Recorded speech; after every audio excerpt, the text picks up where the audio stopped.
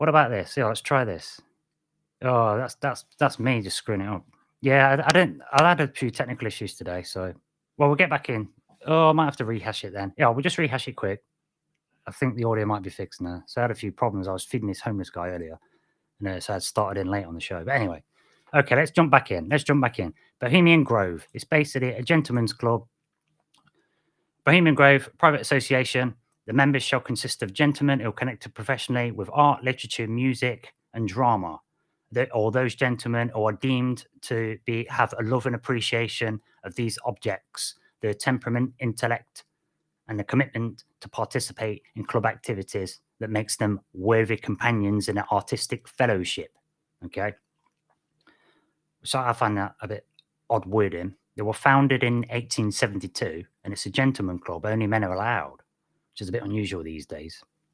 So we'll go in and read about the club, and then we're going to get onto Bohemian Grove because some really funky stuff. And in this show, so for those the audio is not working, I think it's on there. For those that missed that bit, and I'll edit it after this. I didn't do any research for this because it's well conspiratorial, and I don't want to name names of people that are alive, and there's all this conspiracy stuff. So what I've done with this show is I just asked the computer what it says, what this thing is. What's Bohemian Grove? What's the Bohemian Club? And I've just asked the computer, so this should all be public knowledge, public mainstream, normal stuff. Okay. But I ended up getting about 14 pages of script, whereas I only need about 5 or 6 for a show normally. So, it's a bit of a big one. And it's like, say, this is just what the computer said. This isn't what I researched and found in some conspiracy website or something. No, this is what the computer told me from all the publicly available information. And I've just asked it questions based on, what occurs to me and what seems like an obvious question. Okay, so I went for a process with the AI and just had a conversation because it's really good at doing that. So I just figured, hey, let's do it. So this Bohemian Grove Club, if you go in and on the website, it says that about its private gentleman's club, but then it's got a little bit more when you go into it. It talks about how it's aimed at people who are into literature, art, music, and drama, but also those who, by reason of their love or appreciation of these objects and their interest in participating in club activities, may be deemed eligible. These 4 pillars of interests are also known as the 4 pillars. Yeah, they call them the 4 pillars. And this club's early years and its members' interest in the sciences has also expressed purpose of the club. And this tradition has continued. So they're being really wordy in the way that's bad grammar, that is. Okay. In the sense that it's like when people give you a non-apology. It's like a non-answer.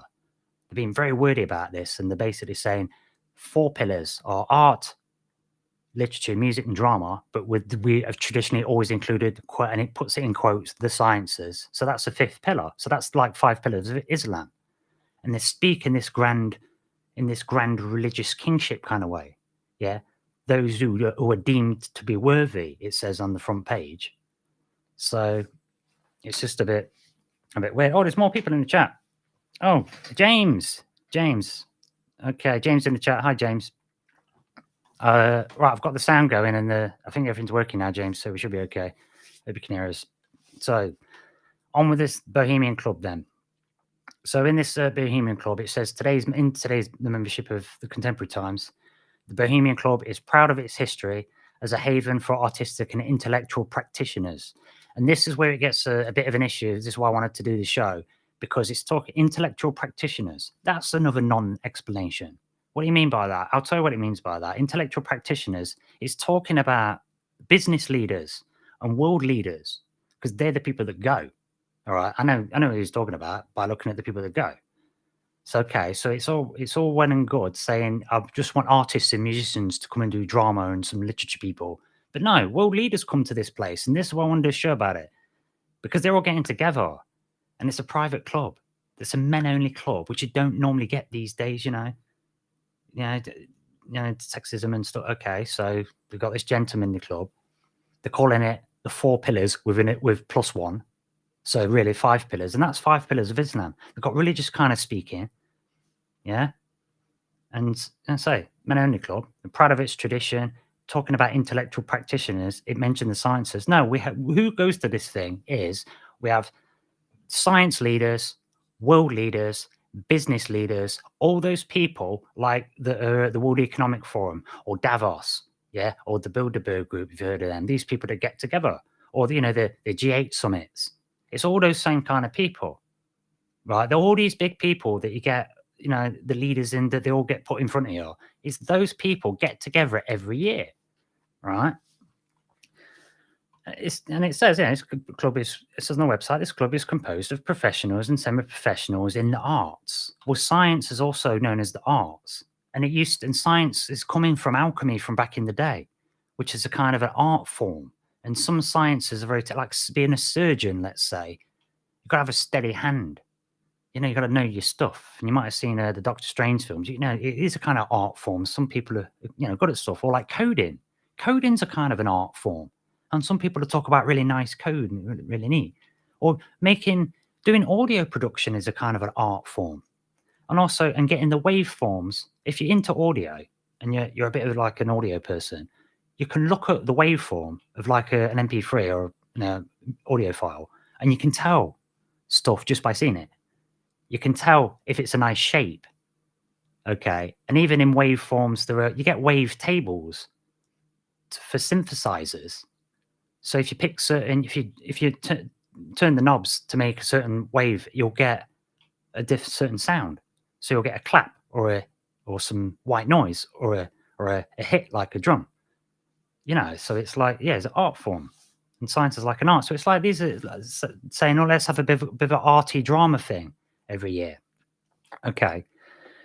It says there are no restrictions as to the race, religion, or national ancestry, sexual orientation, or physical handicap.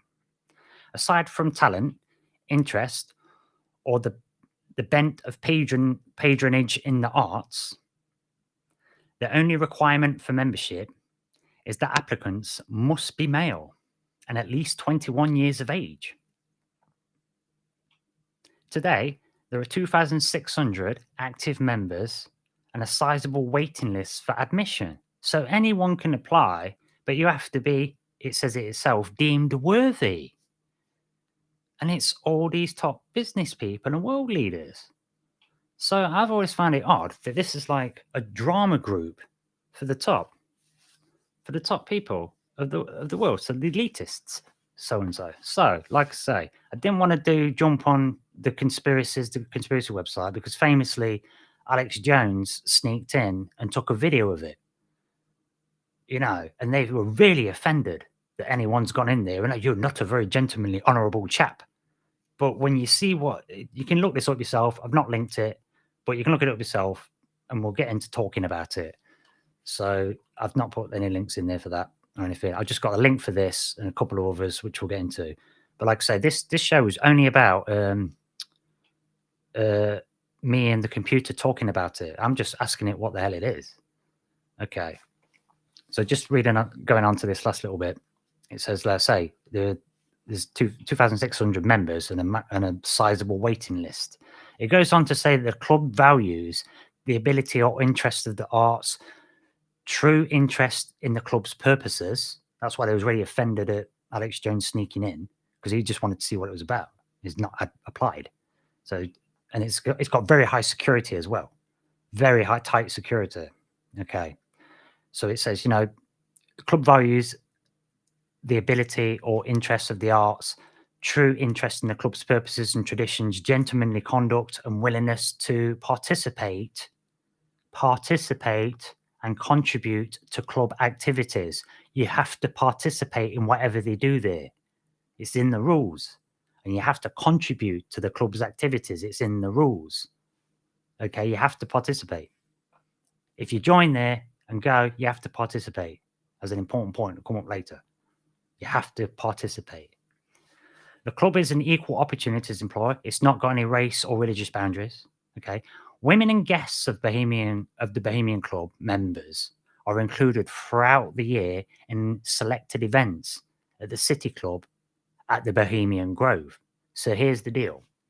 It's a gentleman club only, but the wives are allowed to come and the kids are allowed to come. but only for certain times, and then they have to leave. Okay. This is the thing. Going on. The club is a refuge. In fact, let's just jump. Okay, let's just read this last bit because it's like there's not that much left on this. So I'll finish this off and then we'll go into the script and we'll smash through this. So the club is a refuge. So it's calling it a refuge, and yeah, like I say, there's a lot of tight security and it's in some woodland area out the way. So okay, a bit of a refuge. One of the exaggerated notions about the Bohemian Club is that it is a gathering and a decision-making place for national and international, quote, power brokers. It says that on the website. That's not me adding that. Okay. So it's hinting at people are suspicious about this place. It's even addressed the suspicion itself here. One of the exaggerated notions about the Bohemian Club is that it is a gathering place for a decision-making place for national and international power brokers. In fact, the club is a refuge from decision-making and other pressures. The club's motto, weaving spiders, come not here. And this is supposed to convey the club's character and purpose as a social and avocational organization. An avocational organization conducting business here is prohibited. So you're not allowed to conduct business there, of course. But then again, you don't conduct business. We have meetings over a coffee. You don't do it there and then, do you? No, you say, come to my office, don't you? And stuff like that. So I don't know. Anyhow, to Bohemians, what they call themselves, any member who contributes to the club's purposes is a celebrity. It's put it in quotes. What do you mean it's a celebrity? If you contribute, you're a celebrity. But hang on a minute. You have to contribute. You have to participate. It's in the rules.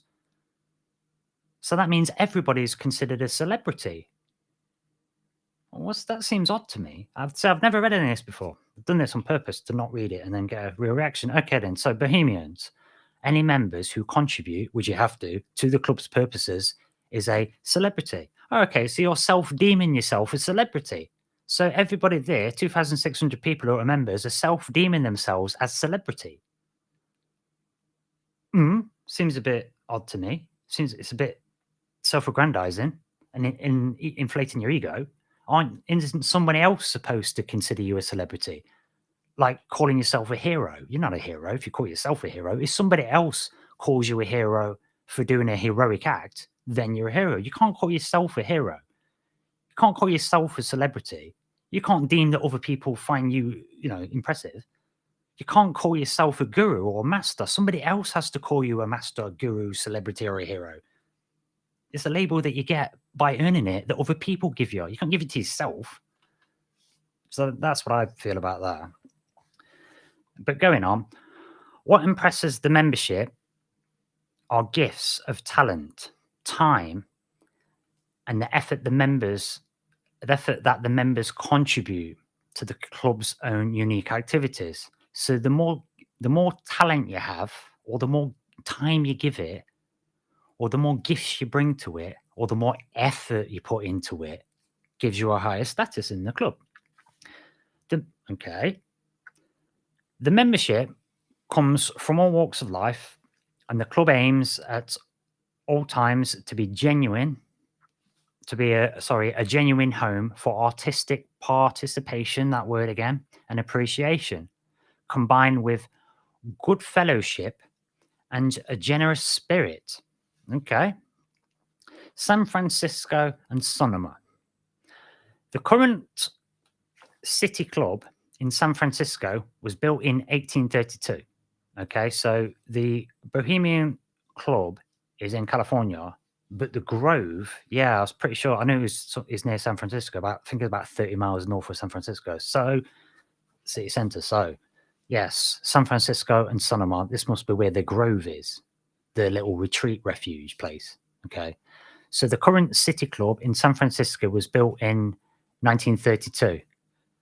Okay, bearing in mind it was 1872 or whatever, 1882, whatever, when they first started it. I think it was 1872 is where the club was first established. But then in 1932, they've established this camp called Bohemian Grove. So in San Francisco, built in 1932 and contains dining rooms, a library, an art gallery, a large theatre, costume and scenery shops, and social rooms. So you can get costumes here, or hire some costumes while you're there, so you can parade around as something else. Okay. In fall, winter, and spring, the City Club's principal activities are weekly productions written and produced and performed almost entirely by the members. So they write performances for themselves. Okay, doing drama entirely by the members and include a wide variety of theatrical and musical presentations. The club also holds monthly art exhibitions, classical music recitals, and lectures and readings of the works of well known and emerging authors. There are also many scheduled and spontaneous performances. Okay, spontaneous performances by soloists and small musical groups, book discussion groups, science and health presentations. Okay, science and health presentations. That was not with the original four pillars, but they add that on science as a fifth pillar, which then is including health presentations, but they're highlighting specifically health presentations. There's loads of sciences, but they're pointing out health presentations as well as the art and photo exhibits. Okay.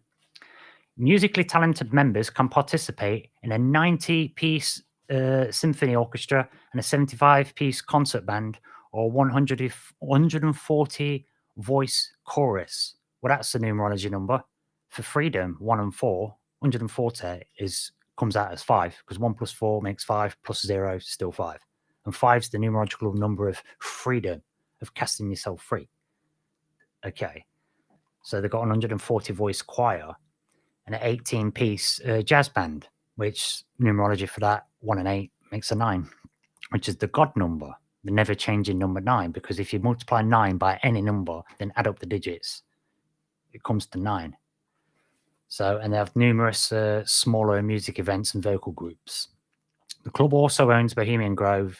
There's a large park-like camping retreat, which we're talking about, situated on the Russian River in Rio, California. Oh, it is in California then.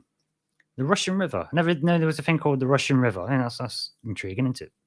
With outdoor theatre venues, the 4 pillars, which was literature, or the arts, drama, and music, and the additional 5th pillar of the sciences, which it highlights and quotes in inverted commas, or in quotation marks. 4 pillars plus 1, sciences, focuses events performed at Bohemian Grove are a culmination of creative and a production process undertaken by the City Club during the year. So the the club sets up some presentation they're going to do, some events they're going to do, and people can bring their own events and their own presentations, whether it be music, a science presentation, some drama stuff, or you can spontaneously just do stuff. All right. Okay. So I think this is funky. I think this is a funky place. And like I say, the Alex Jones video kind of freaked me out years ago. So what I did was ask the computer about it. So what I'm going to do now, how long have we been going? Screwed up with the audio earlier. So we've been going about half an hour. So we'll just assume I missed 5 minutes at the start. So we'll go for another 5 minutes and I'll drop a break in quick. I'll just do the intro here. So basically, what we're going to try and do on this episode, just to rehash, we're going to try and unravel the enigmatic secrets of Bohemian Grove. It's a clandestine retreat. Computer called it clandestine retreat. This is a script the computer wrote. It's on public information. So, yeah, the clandestine retreat is nestled in the serene woods of California. So we'll have a look at this exclusive camping ground. ChatGPT. Okay, let's have a look at the script. So this, I'm going to read exactly what I said. Okay, I did a quick flash of it earlier. So, for posterity, as they say, you can always rewind the video in the future and just see where there was a script from ChatGPT that I copied in. But anyway, so I've literally put this. I go on to it. I talk to it like a person. I've been polite to it and whatnot, like a buddy. So I say, hey, I've been thinking again. I wonder what you can tell me about Bohemian Grove. So ChatGPT's response was, Bohemian Grove is an exclusive campground in California, known for hosting secretive annual retreat for memberships largely consisting of influential men from various industries like politics, business, and media. The retreat includes rituals, performances, and discussions. It often sparks curiosity and speculation due to its privacy and its no notable figures who attend. The Grove's most famous event is the cremation of care ceremony, a symbolic ritual involving a mock human sacrifice performed in front of an artificial owl statue. Some conspiracy theories have emerged around these events, linking it to dark and clandestine activities, but it's largely considered a theatrical performance with no actual sinister implications. Overall, whilst it's a place of intrigue due to its secrecy and powerful individuals who gather there, it's important to note that much of what happens there remains private and speculative due to the tight-lipped nature of the attendees. So, okay, that's mainstream stuff. This is public information stuff. I've just asked the computer, what's Bohemian Grove? And it specifies powerful people going there. Yeah.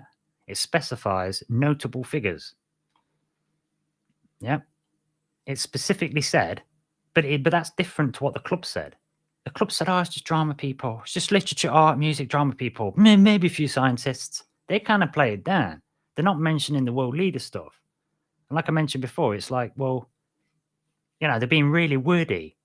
And there's a whole sentence there of like non-sentence where they're just going, oh, for those who, by reason of the love and appreciation of the objects and their interest in participating in club activities may be deemed eligible. Well, just say it. Politicians, just say it. Why are they skirting around it, I wonder? I found that a bit sus, I do. I find that a bit suspect. But anyway, back in the script. So yeah, so the computer, all I've said is what's Bohemian Grove? Okay, the computer calls it clandestine. Okay, it says its most famous event is the cremation of care. Okay, the cremation of care. All right, and it points out that it's this powerful individuals gathering there. Okay, well, artists and musicians and literature writers and drama people, are they really powerful people? I don't know. Maybe some musicians are. But what are they? No, they haven't got any power, have they? How have authors and musicians and drama people doing? No, but the powerful people is the fifth pillar that they don't like to mention. The sciences and the world leaders that they're skirting around, not actually saying they invite those people, but ask the computer, ask the AI, and leaders of the world, gathering in secrecy. So, okay. So I've asked it, well, what time of year does this happen? And the computer says the main annual retreat at Bohemian Grove typically occurs mid to late July. This period is when members gather for around 2 weeks, not just a day, for a 2-week event. So they're sleeping there, I guess, they're stopping there. The exact dates are scheduled and schedule are a closely guarded secret. They don't even announce what day it's going to be at. They've got super tight security and they're there for 2 whole weeks. And access to the area during this time is highly restricted to members and invited guests only. Yeah? So it's a super secret gentleman's club that tells you on its front face that it's just a bit of art and drama and music, just having a laugh. But an impartial AI says, no, there's loads of world leaders. There's loads of world leaders and top scientists going there. And they're kind of skirting around it. Hey, Daryl in the chat. Hey, Daryl. Glad you could join us. I had a bit of a screw up today, Daryl, but, we'll get through it. Bohemian Grove. We're just doing a show on Bohemian Grove and see what the computer said about it. Ask ChatGPT, what do you think? What's Bohemian Grove? Tell me about it. And we're just reading the script. So I'm wondering about this. So this computer is saying, okay, it does this cremation of care and it's in mid-July. And so I've asked it just occurs, well, if political leaders are attending with high-powered businessmen, then isn't it natural to be concerned due to the fact of its secrecy, that there should be no need for it to be secret. So I said, what do you think about that? What's the need for it? If there's powerful business people and world leaders meeting together, why is it all in secret? That was my question. So, I mean, I don't know, but I think I better take a quick break for the radio clock stuff. I think we're about on that sort of time. Let's have a look. Yeah, I think so. So I've got to put one in there somewhere, and I'm gonna have to edit some of this anyway. So let's me just drop a little bit of music in. We'll come back in just a couple of minutes. Where does that go? There. And yeah, just fade this in. And yes, Exile Minds podcast with me, Liam Martin. We're back after this break to talk a bit more about Bohemian Grove. We'll blast through it and see what the computer had to say about it. Not me, the computer. Back in just a sec. To begin at the beginning. It is spring, moonless night in the small town, starless and Bible black, the cobble streets silent and the hunched quarters and rabbit's wood limping invisible down to the slow black, crow black, fishing boat bobbing sea. The houses are blind as moles, though moles see fine tonight in the snouting velvet dingles, or blind as Captain Cat there in the muffled middle by the pump and the town clock. The shops in mourning, the welfare hauling, and all the people of the lulled and dumbfound town, sleeping now. Hush, the babies are sleeping, the farmers, the fishers, the tradesmen and pensioners, cobblers, schoolteacher, postman and publican, fast and slow asleep. The undertaker and the fancy woman, drunkard, dressmaker, preacher, policeman, the wet-foot cocker women, and the tidy wives. Young girls lie bedded soft or glide in their dream with rings and trousseaux, bridesmaided by glowworms down the aisles of the organ-playing wood. The boys are dreaming wicked, or of the bucking ranches of the night and the jolly Rogered sea. And the anthracite statues of the horses sleep in the fields, and the cows in the byres, and the dogs in the wet-nosed yards, and the cats nap in the slant corners, or lope, sly, streaking and needling on the one cloud of the roofs. You can hear the dew falling and the hushed town breathing. Only your eyes are unclosed to see the black and folded town vast and slow asleep. Do you crave open, uncensored discussion about the unexplained? Look no further than the Troubled Mind Radio Network, ultimate destination for those who seek the truth and aren't afraid to speak their minds. The Troubled Mind Radio Network, we don't just talk about UFOs, the paranormal and the ever-changing, shifting news cycle. We dissect them, debate them, and encourage you to join the conversation. Join us as we gather to discuss the mysteries of the world, share your own encounters, and engage in thought-provoking conversation that leaves no stone unturned. Because the Troubled Minds Radio Network, your voice matters and all your ideas are welcome. Tune in, speak out, and explore the unknown with us. Don't miss out on the most candid, uncensored discussions about the unexplained on the Troubled Minds Radio Network, KUAP, Digital Broadcasting.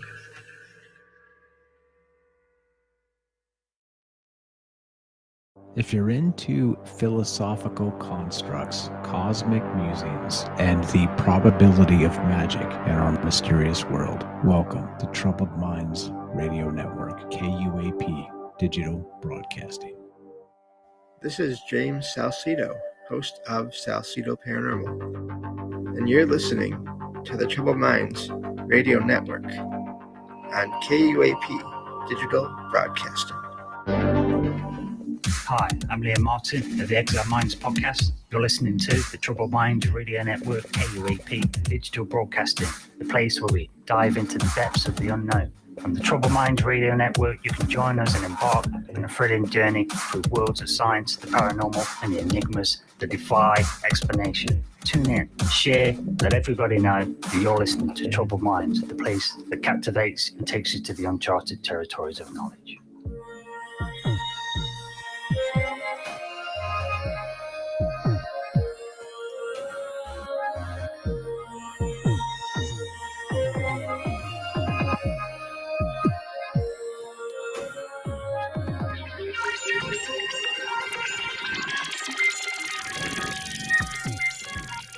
Welcome back, folks. Thanks so much for joining us. Examine's podcast, me, your incredibly famous and dashing host, Liam Martin. Had a few screw-ups today. I'll get rid of the music.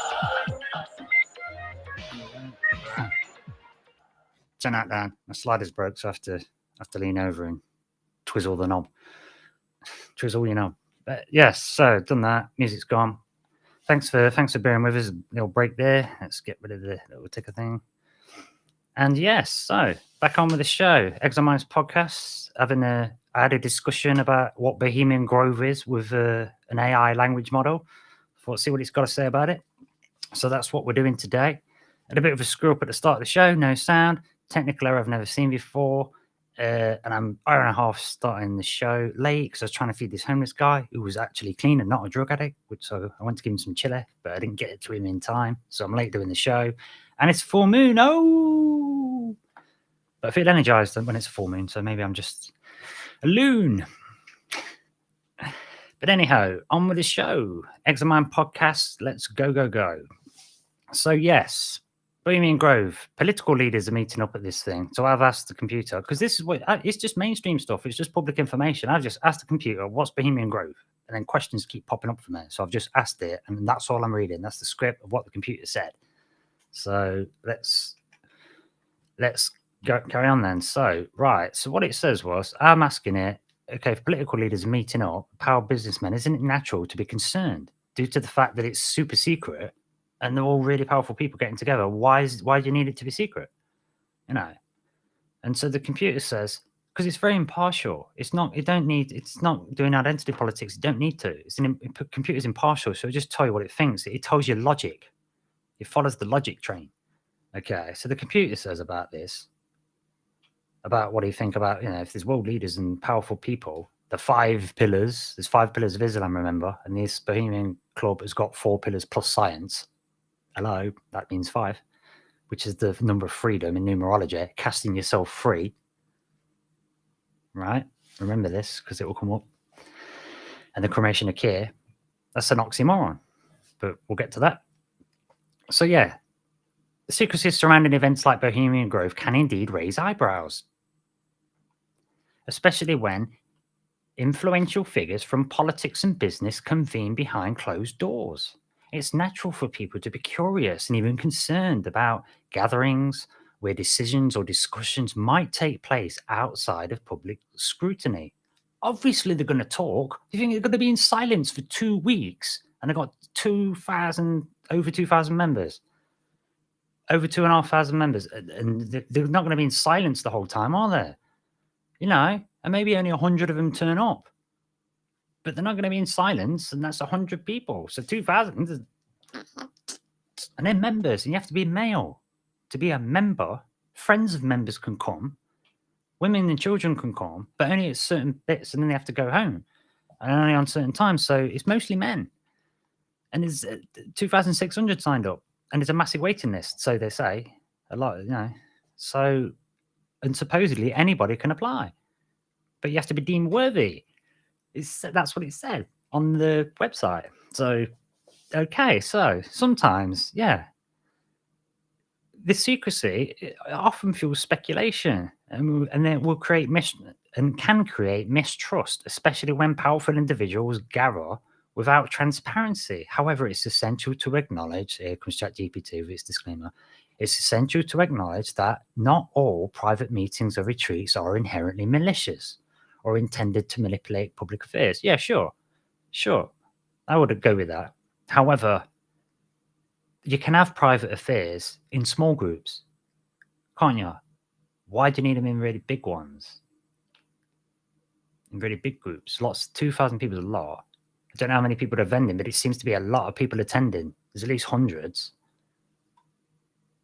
Yeah, you can have private affairs. You can have private phone calls. You can have private gatherings at your house, can't you? Invite them around for a barbecue. That's private affairs that, But these are going to an event that's in private. It costs a lot of money.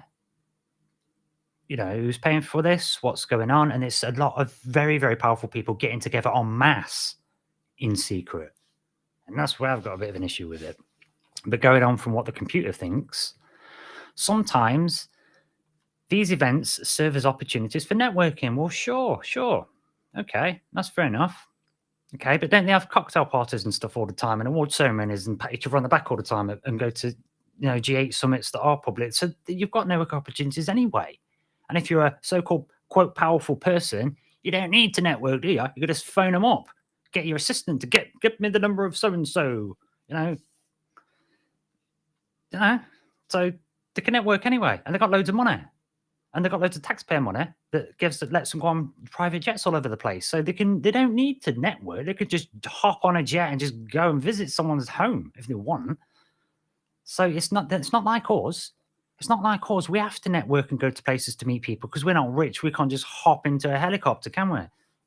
So I'm not buying it on that one, the networking thing, because but you get to network anyway with your other stuff.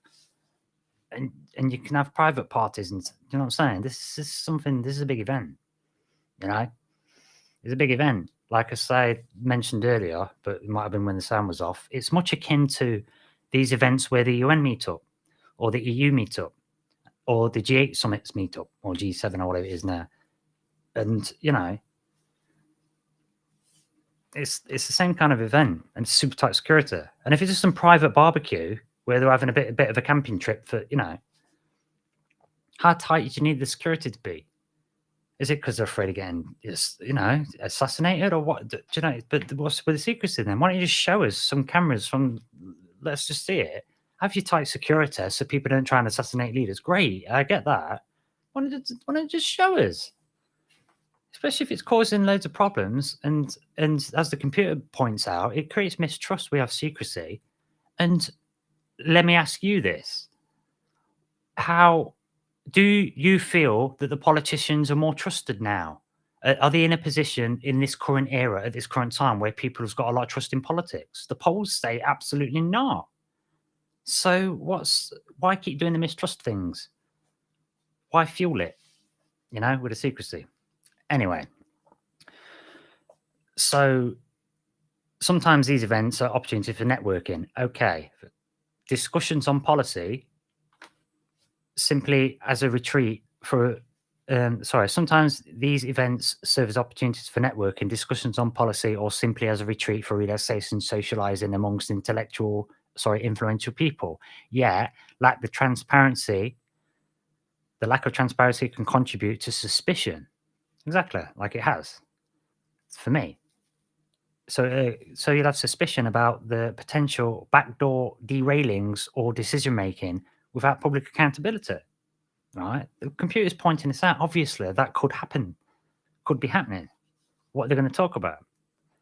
Ultimately, while the secrecy itself can be concerning, it's challenging to make concrete judgments about the nature of the discussions or decisions made without more information. Exactly. The lack of transparency can certainly raise questions, but without solid evidence of wrongdoing, it remains a topic of speculation. Exactly. You'll never know what's going on. You'll never know what's happening. Right? And they're already not very trustworthy. There's a joke, isn't there, that if a politician's lying when their lips are moving. That's a joke. It's an old joke. So people have been thinking that for a long time. So then I got to ask you again, well, what do you think about, the way that the club talks and this cremation of care? Because cremation of care sounds like an oxymoron to me. And I'm pointing this out to the computer later on. But anyway, right. So this is what I've asked. I've said it to the computer. So it's explained all of this. Yeah, it can raise eyebrows of secrecy and it's a good opportunity for networking. So I say, well, so considering politicians often and do not have, don't have the public trust, couldn't it be argued that they're making it worse with events like these? All right. So the computer's like, certainly. Events like Bohemian Grove can contribute to the existing distrust between politicians and the public. While politicians participate in exclusive gatherings, that lack of transparency can reinforce the perception of an elite class, disconnected from the concerns and interests of the general populace. And that's what we're always most angry about, or at least me. And then with the medical crisis, there's been a lot of trouble, at least in Britain, with politicians giving out contracts to the Friends, multi-million-pound contracts to the Friends. You know, and our NHS, our health service has been failing for 50 years, getting in a decline for 50 years. All the services in every area, and it can be provable and qualifiable. That it's worse. We used to have much more district nurses. Doctors used to come to your house 50 years ago. Literally, Dr. Vernon Coleman, who's retired now, I've heard him talking about it, where he says that when he started, you say district nurses, doctors will come to your home, and over the time that he was there, he's just seen it decline, and he's been very vocal about it. And he tried to start a rival to YouTube and just got absolutely hammered and attacked and hacked and to death. Someone hacked him and leaked all the stuff to make him look bad, to crash it all. You know, they've really gone after him. Do you know, it's an NHS doctor of decade. He was there for decades and then retired, and but no, he's no good. He's been talking about that in decline for a long time. So then, and they're giving out millions of pounds of contracts to the friends, and they're not going to jail. They're not even bothering to resign these days. And that's just in my country. It was just at one point. And then there's a disproportionate amount of consultancy contracting money going out to the NHS when it's really, really suffering now. Super duper suffering because of the last few years, and everything's gone all to pot. And then we've already had long waiting lists, always had long waiting lists. And then, do you know what I mean? And then contracts are being thrown out all over the place, made it way worse. And we're supposed that's why we're not trusting them in the minute. And I say again, especially in my country, in the UK and Britain, Britain's considered the least trusted news in Europe within Europeans, with the British tabloids. So you'd think they'd be trying to get our trust back so bad. So this is why these kind of events annoy me. Okay. So yeah, and the computer agrees. It's certainly, the events like Bohemian Grove is going to contribute to existing mistrust. The optics of influential figures making secret meeting in secret can indeed worsen the public trust. Okay, right. So openness and transparency are crucial for fostering trust between leaders and the public. Yes, obviously, it's doing logic. Okay. When politicians engage in secret gatherings, it can erode the credibility of their intentions and undermine the trust that people have as the representatives. Completely, that's why they're at the worst. And I put it to you, if mistrust is at its worst between politicians and the public at this time, like I say, you would think, why aren't they doing everything they can to get your trust? To prove authenticity. But all I'm seeing, they're doing the same thing of just saying whatever the thing is going to make you happy. It's just rhetoric all the time. It's more rhetoric. There's just no substance to it, in my view. It's getting worse and worse and worse. So events like this, say, really don't help. Okay. So let's skip past a bit. So what did I skip next? Okay, yeah, I thought of this. Didn't JFK have a famous speech where he said that secrecy should be repugnant? Okay, so I put it to the computer. Well, didn't President JFK once express this sort of secret meeting ought to be viewed as repugnant? The computer says, yes, President John F. Kennedy did express concerns about secret societies and the potential influence that they may exert. In a speech on the 27th of April, 1961, he addressed the American Newspaper Publishers Association and spoke about the dangers of secrecy, covert influences and covert influences in the government. While he didn't explicitly mention Bohemian Grove, he did emphasize the need for openness in government and the potential risks posed by secretive groups. The very word secrecy is repugnant in a free and open society. So secrecy should be repugnant in a free and open society. Think about that. If your society is free and open, there wouldn't be secrecy because it would be too repugnant. It's basically what Kennedy is saying there, just to reword it. Just reordered it, some algebra there. So yeah. So Kennedy's words highlight the importance of the transparency and openness in governance, suggesting that secret gatherings and clandestine influences could run counter to the democratic principles. While he didn't specifically reference a particular event or group, his sentiments align with the concerns about the potential impact of closed-door meetings and secretive organizations on public trust and democratic processes. So then I have to wonder, this statement from John F. Kennedy was also with reference to the military-industrial complex, as far as I thought. So I've asked it, and it's gone, the sentiment expressed by John F. Kennedy about secrecy and covert influences was indeed in alignment with the concerns about not only secret societies, but also the potential influence of the military-industrial complex, which is when industry and the military get together, contractors, just do their own thing. And there's no public scrutiny there because industry is private and the military is supposed to be public information stuff. Mix them together, boom shankar, the military gets private secrecy cover. Free rainbow insurance, yay! Right? Rainbow cover. So it covers everything. So, oh no, it's all in the private sector. We can't tell you business secrets, industrial espionage, da-da-da-da-da. We're not going to tell you. Right? Use it as an excuse. Like they use War of the Worlds, the radio broadcast about alien invasion and theatrical performance, like one of these. Well, they did that on the radio, didn't they? In the 30s, people were scared because they made out it was real, and then they go, "Oh, we'll use that as an excuse then to say, oh, you couldn't handle it if aliens were out there. We can't possibly tell you about it because you'd go crazy." No, saying we're not alone in the universe is very different to saying aliens are attacking right now. You're all going to die. Aliens are coming. They're coming to get you. Aliens, right, they're killing you. So now, we're all going to die. We're doomed. There's no hope. That's a very different sentiment. It's a very different sentiment to saying, oh, yeah, there are other people out there on other worlds and stuff, and they do visit. It's very different to saying we are currently under attack and we are doomed. Imminently, you're going to die. That's a setup. Setup to use it as an excuse. Because ET has been coming here since a long time.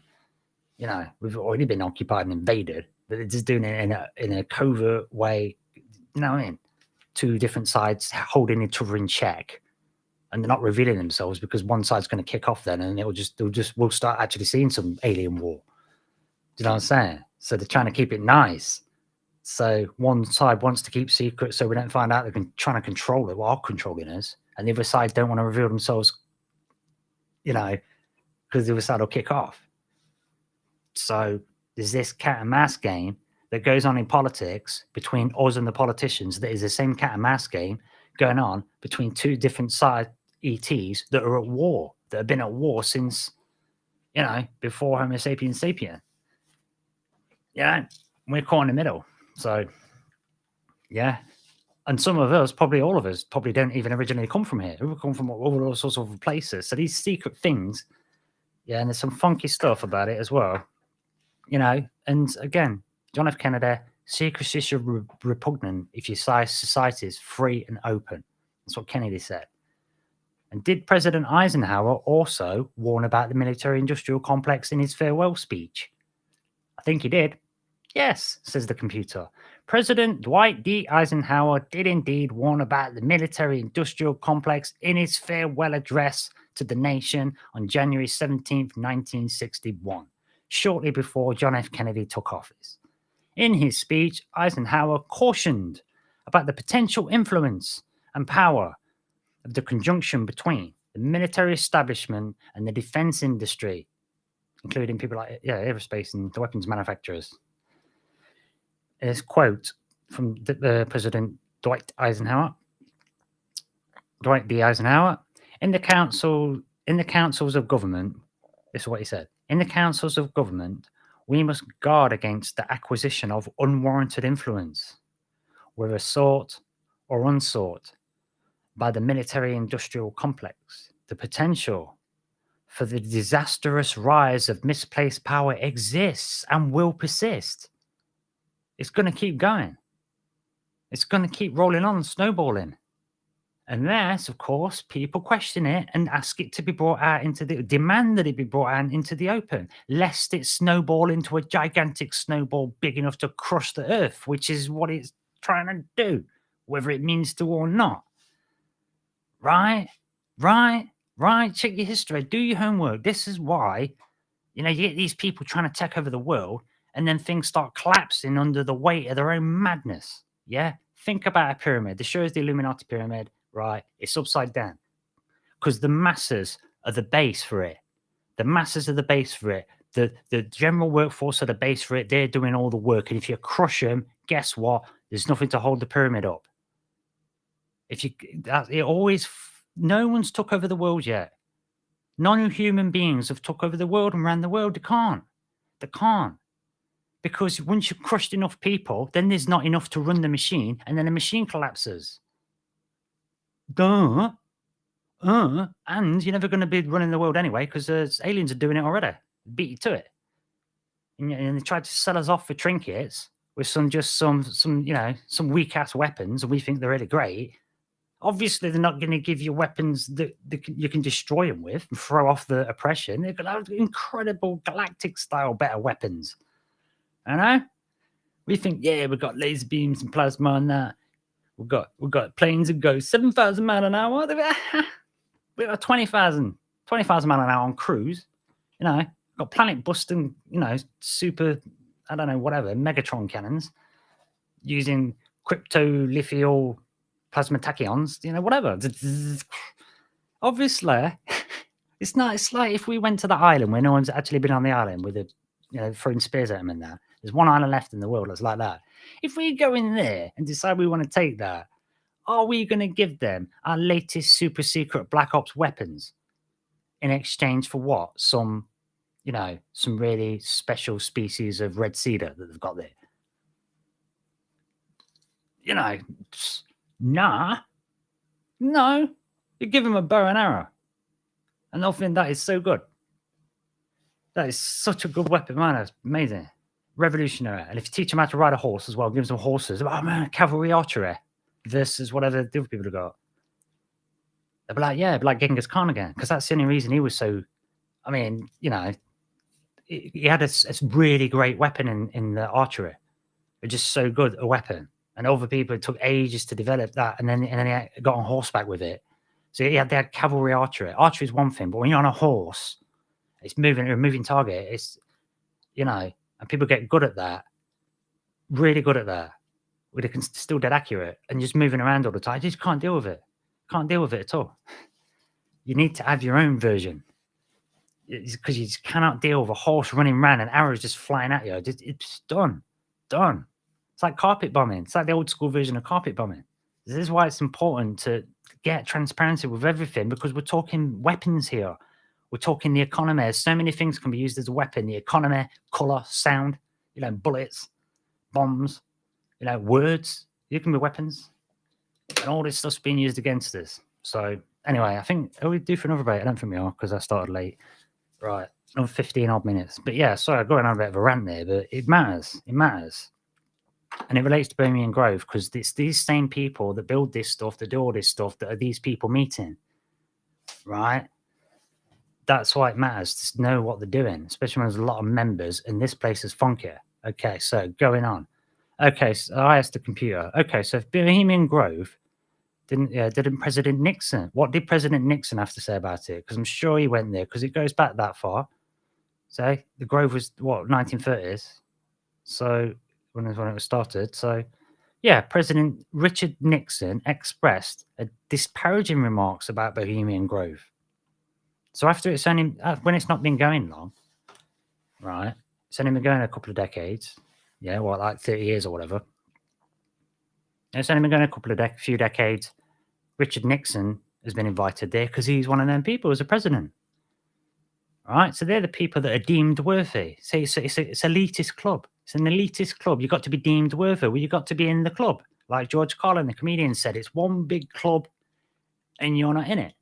And this is the smoking gun of one of the clubs, or how it's all one big club. These secret societies kind of give you a bit of a hint. And if you look who goes to them, do your own homework, look who goes to it. You've got to put the pieces together and think, these are really powerful people.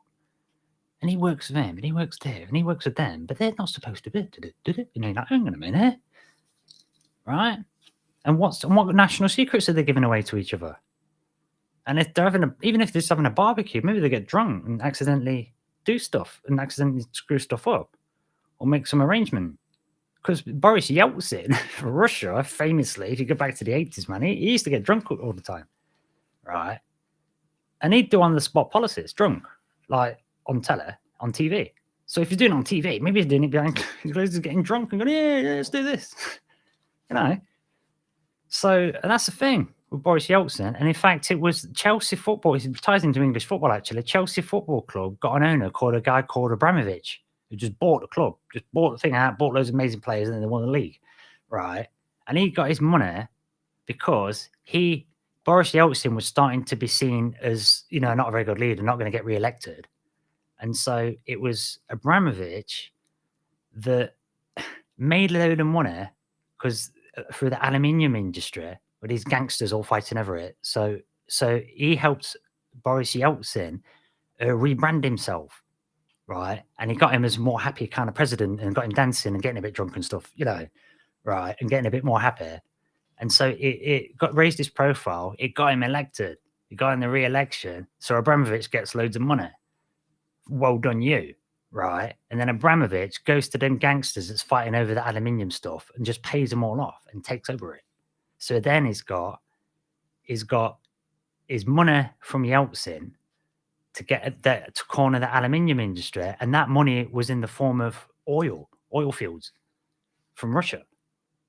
So they'd keep paying you, don't they? Do you know what I'm saying? So he made a ton of money on aluminium, on the oil, then managed to do a good business decision on the aluminium, and then went in and just was able to have like tons of money. You know, got bulletproof like yacht with like anti-aircraft guns on it and stuff, rockets and that. And then he's went in and bought Chelsea Football Club, bought a London Football Club, and just bought them to the top of the league. It's like, whoa. So they do meet up, they do get drunk, even if it's just a barbecue, there's some camping thing. We need to know. We need to know. You know, we do need to know these things. And I've put, because I was referring to Alex Jones to see if it mentioned, I just wanted to see if it mentioned it. I put it to the computer. Have any non-members ever infiltrated the event, such as reporters? Let's ask it. What does it come up with? So the ChatGPT, who just looks on the internet and has a look. Oops. The penny dropped. So yeah, so ChatGPT, has anyone ever infiltrated the place, right, who aren't members? And it says, there have been a few reported instances of individuals, including journalists, attempting to infiltrate or observe Bohemian Grove's activities. Some journalists and documentary filmmakers have made efforts to gain access. I'm glad it mentioned documentaries because that's referring to Jones in documentary. So yeah, some filmmakers have made efforts to gain access to the Grove during the annual retreat, aiming to uncover the document the secretive nature of the event. However, due to the tight security measures and the private nature of the gathering, successful infiltrations or comprehensive coverage from non-members has been extremely rare. Yes, it's extremely rare. The area is heavily guarded and access is strictly controlled, making it a challenge for outsiders to gain entry or observe the activities firsthand. A few instances have been reported where individuals claim to have infiltrated or gotten close to the Grove, but the details of the authenticity of the claims have sometimes been contested or remained unverified.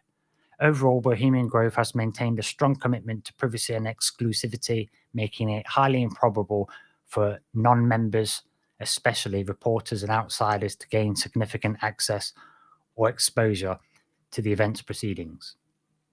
Well, I know, and you can look it up, that Alex Jones, for a fact, did get in there. For a fact, and hid in the woodland for ages so he could see the cremation of Keir and filmed it.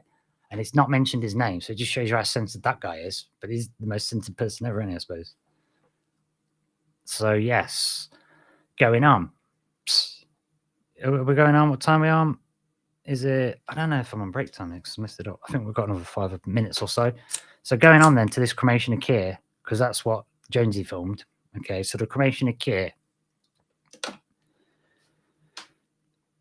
Because I said to it then, once it's mentioned that some people did manage to get in, I've put, can you please give details of what such people reported? What did the people report that did get in there? Because it's not mentioned Alex Jones's name. But it just says there have been a few accounts of individuals who's claimed to have infiltrated and observed Bohemian Grove to varying degrees. However, it's important to note that these reports often lack substantial evidence or verification due to the secretive controlled nature of the event. As a result, their credibility has been questioned by some. No, see, it doesn't know. It's not aware that that's absolutely been verified with a video from in the woodlands of the cremation of Keir. So we've at least seen that, and that was name of the person was Alex Jones, the Alex Jones show. It's known, it's well known. So ChatGPT, interestingly, ChatGPT wasn't able to reference that specifically. Like, done a really good job at censoring that guy, Okay, so the cremation of Keir then. This is what it brings up. This computer brings this up. Some alleged reports from infiltrators or observers have described the cremation of Keir, which they've already listed that as that's a ceremony they do. But what is it? This is one of the most talked about rituals at Bohemian Grove. Some accounts claim to have witnessed the cremation of Keir ceremony where participants in front of an owl statue perform a theatrical ritual symbolizing the release of worldly concerns, releasing your inhibitions. That sounds like. That's another way to say it. So think about that. Releasing your worldly concerns, and they're saying, oh no, they're not meeting to talk about politics. They're doing the opposite to that. They're trying to forget all of that and just have a fun time. That's what it said on the website. Okay. They're just there having a fun time. Just relaxing and doing not that. They're just doing fun stuff. Drama, art, all together, having fun. Okay, so they're going there to have fun. And it says releasing your worldly concerns, which is another way of saying releasing your inhibitions, which means, if you haven't heard the expression, it means let your hair down. Just have some fun, don't worry about it, enjoy yourself. It's later than you think, right? That's what that means. So the cremation of Keir is like an official ritual declaration that you can just let yourself go. And they're there for 2 weeks. And let yourself go for 2 weeks. That sounds like a rave. That sounds like a long-ass music festival.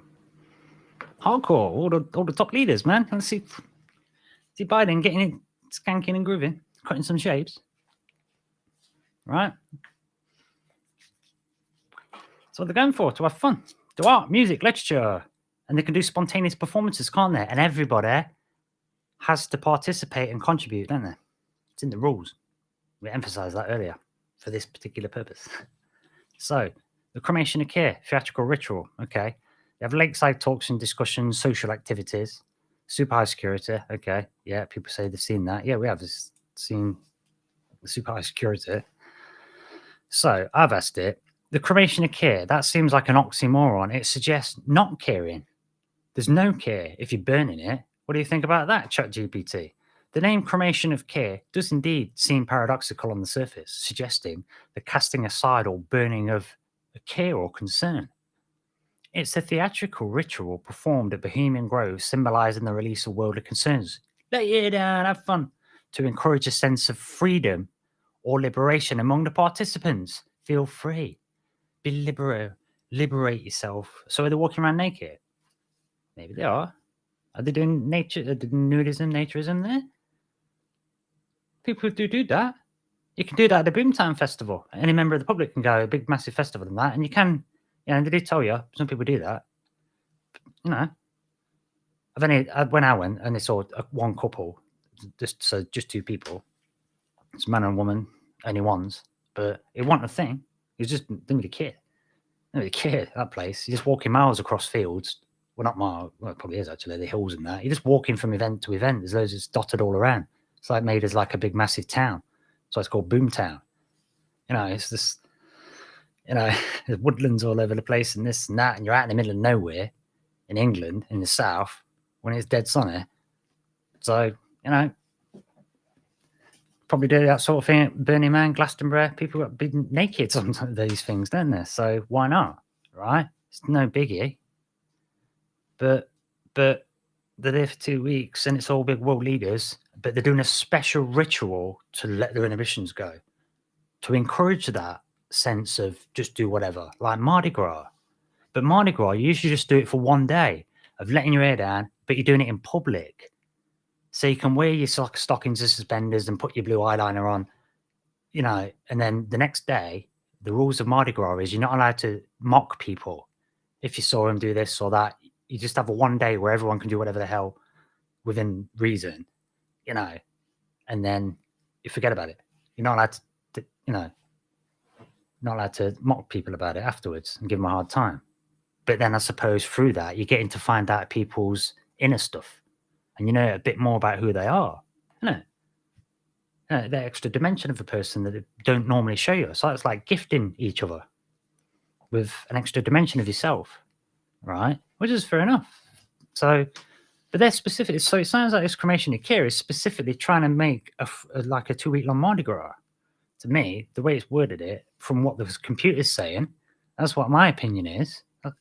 And yeah, and it's an oxymoron. And it says, however, interpretations can be widely varied. Some view it as a symbolic act, meaning significance of shedding the worries and the embrace of a carefree spirit during the retreat. Exactly what I'm saying. Okay. Allowing attendees to relax and engage in discussions of activities without the burden of everyday concerns, because they've got really big, heavy stuff on the shoulders, haven't they? So it makes sense to do something like that, and it's probably good for your mental health, right? So they probably are doing something like this. On the other hand, critics who are skeptical of the event often find the name troubling. Like I'm saying, it's an oxymoron, and it is a bit of a troubling term, cremation of care, as it can imply that it can be a concern because it implies the disregard for responsibility or empathy. The cremation of care, and that's a bit of risk. You know, it's alarming if it's politicians and people that can influence and shape the way that the world's going to be. And these days, especially, they're literally telling you we're doing this, we're doing that, we're doing this, not asking us, they're not suggesting it. They're not suggesting anymore. They're just telling you, talking at you rather than to you, you know? So gets me gotta say. But anywho, am I supposed to be having a break now? I think I'm supposed to have some kind of a break at some point. I don't know. We're 50 minutes late. No, let's go on a bit more. Screw it. Oh, I don't know. Oh no, I've lost my timing. I think I'm going to jump in on a break. How long have we been on? Hour and a half, I think. Yeah, including a bit of a mess up. Well, let's just jump onto this next section because after... So, okay, so I've pointed out it's an oxymoron. Okay, I pointed out it's an oxymoron. But it mentioned this owl statue to me. Talking like some, you know, what was it, say 40 feet. So a 40-foot statue of an owl. Okay. So we've done the cremation of care bit. So I'm thinking, all right, what about this owl then? What's this owl about? So I've said, what is the owl? And do they worship, in inverted commas, this owl statue? I want to know if they're worshipping it. What's the deal with this owl? ChatGPT, please tell me. And it said, the owl statue at Bohemian Grove is a prominent and visually striking feature of the retreat. The 40-foot concrete owl, known as the Owl Shrine or Moloch, sits at the center of the Grove's lakeside area. It's used as a focal point during the cremation of care, where a mock sacrifice takes place in front of it. What? Okay, a mock sacrifice. Tell you this, Guy Fawkes tried to blow up the House of Parliament way back in the day in England, and they captured him and tortured him and killed him, right? And every single year ever since then, on the 5th of November, everyone in Britain is encouraged constantly, and then through conditioning, everybody does it, to make a big fire, a big bonfire, just get loads of stuff together they can burn, and make a figure, get some old clothes and fill it with like paper or whatever and stuff, and fill it up and make a man and call it Guy Fawkes, and you've got to burn him on the fire. So you're constantly burning the man over and over and over and over and over again every single year. Everyone in the country does it as a mass ritual every single year. And there's even a rhyme, they go, remember the 5th of November. And there's like some kids rhyme. So that you've got to remember the one guy that tried to go against Parliament. We're going to torture him in the most horrible way and kill him forever and ever and ever and ever and ever. And get all of us to do it over and over again, which like embeds your head with. It's disturbing as a kid to see like a man burning on a fire, especially if you've like donated your pajamas to it, and then you start seeing your pajamas burning, and you start thinking about death, and then what if you get burned? And it can be traumatic for some kids. You think about it, and that happened to my nephew. He donated his pajamas, and he got traumatized by it. In the moment, like, probably having a realization that could be me. And then you think about going against the government. That's what he did. I don't want to get burned on a fire. And then it embeds this idea into your head that if you go against the government in such a way that you're going to burn forever, and you think, well, this, we hadn't heard that side of the story. We hadn't heard his side of the story. What about Parliament? Why was he trying to do that? Because they thought they were corrupt. And we hadn't looked without the story. You're just making him a villain all the time. Do you know what I'm saying? So it's like, but why keep doing it? I think it's to embed it in you, and that's exactly the same as the cremation and care ceremony. They're doing a mock sacrifice in effigy. Same thing.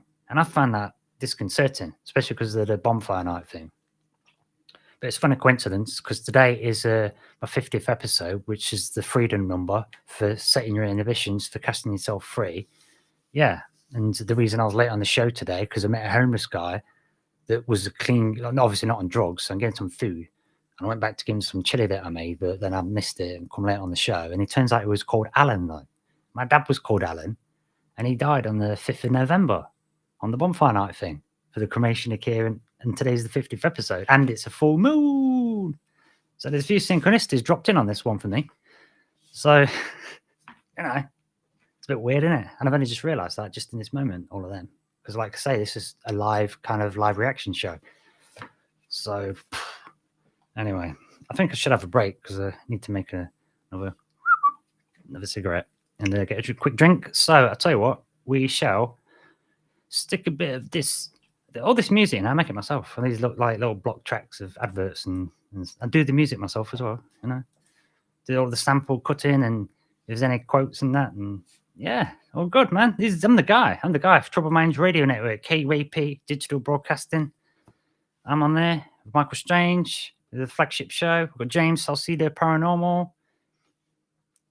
Covering the paranormal. Ghosts is good. He's like a paranormal ghostly expert, James is. So, yeah, top guy. There's loads of great shows on there. You should check out the Troubled Minds Radio Network. I'm not great at advertising stuff, but trying to get better at it. But yes, so yeah, there should be an advert on here, and I'll put it on the screen so you can check it out. Yeah, they've got our own website on it's playing 24 hours a day on a platform called Live 365, Troubled Minds Radio.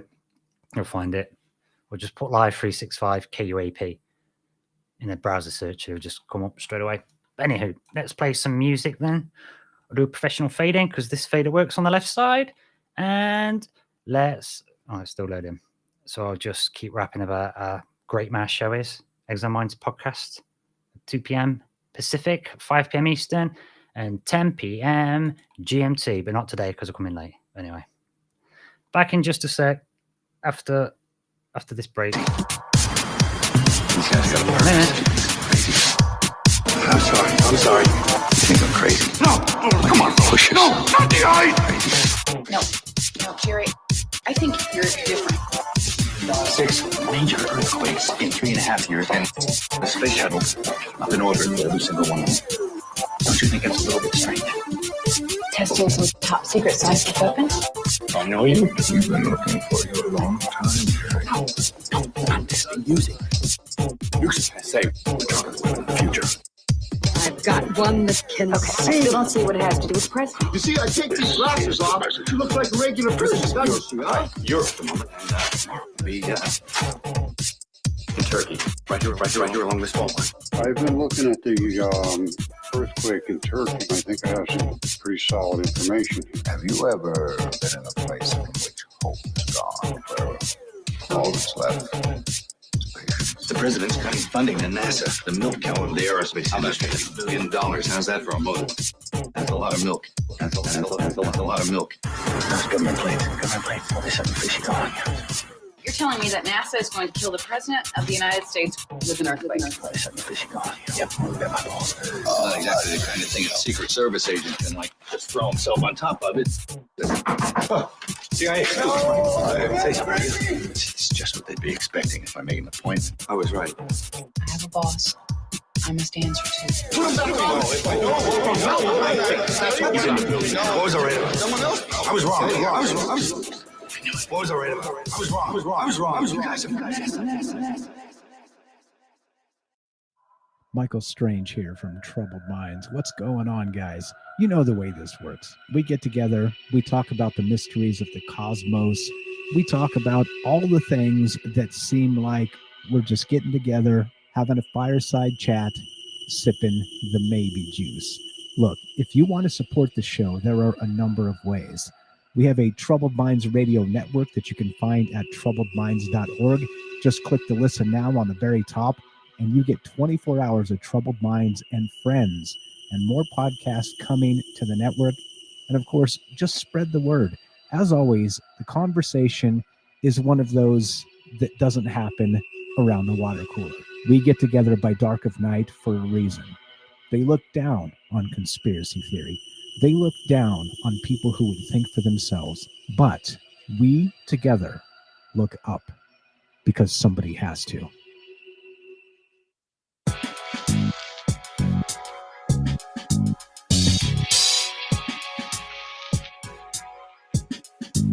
Embrace the enigmatic, look beyond the story, see extraordinary magic. Learn to cut or burn through semantics. You were never a mad savage frantic. Neo in the matrix, seeing syntax and schematics. Man, I'm always nearly clipping, I'm hot on the signal. What a power forward like Blake Griffin. But I'm a playmaker of legend of Titan. If I'm dumping a Jordan, a portion of my form is Scottie Pippen. You see, you learn cultural terms, you'll be quitting until the Squid Game's in. And then you're playing two types of chicken while the time flips its lid. And they're prepared, the road, they're digging in. Troubled Minds Radio Network, join the conversation. It's more than a station. Celestial temple that shines. We're taking the time to get it right. You see that radio clock on the wall, we're keeping it tight.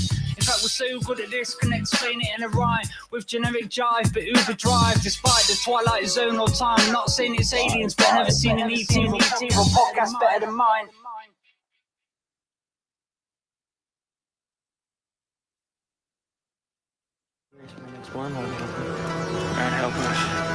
What if the Chigos have the same god? All right, this ain't church. Retrieve the collateral damage and move out. Space is shortcut. They won't even know the shit. Suddenly he'll grab you, he'll throw you in a corner, and he'll say, "Do you know that if is the middle word in life?"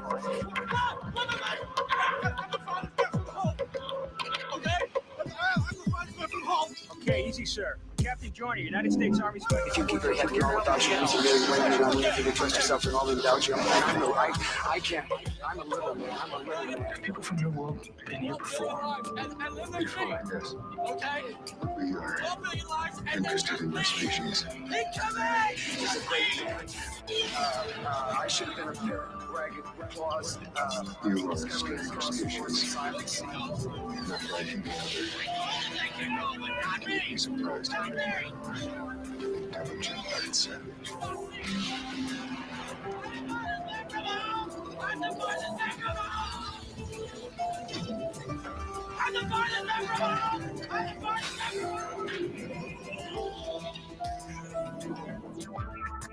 Hey Vince, why do they call aliens chigs? Because they look like chicos. They're like fleas. They grow themselves in your skin. To me, they look more like praying mantis. You don't understand the first thing about humans.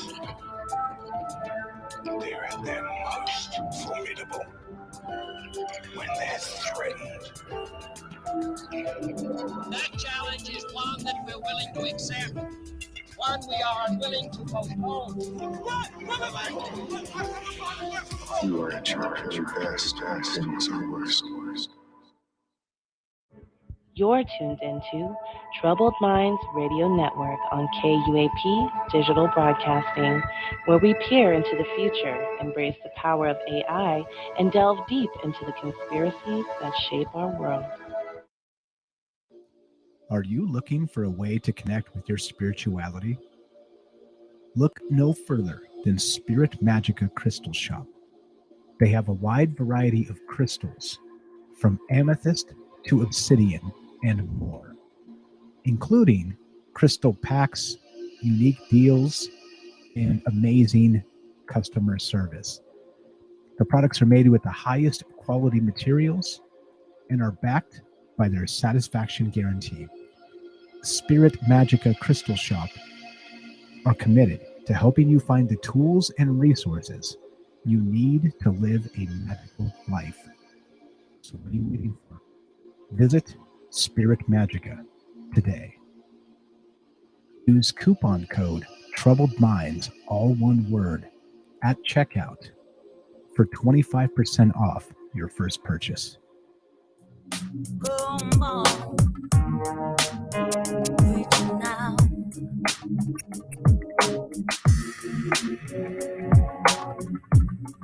KUAP, Digital Broadcasting, the Troubled Minds Radio Network. Making me crazy. I'm reaching out. Come on.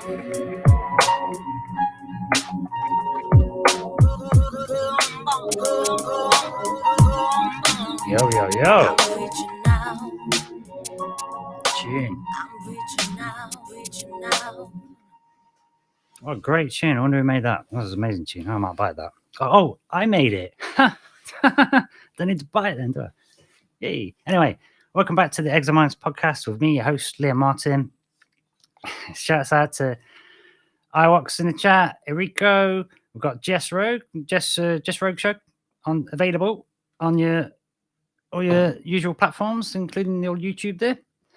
Jess Rogue, good to see you. Away.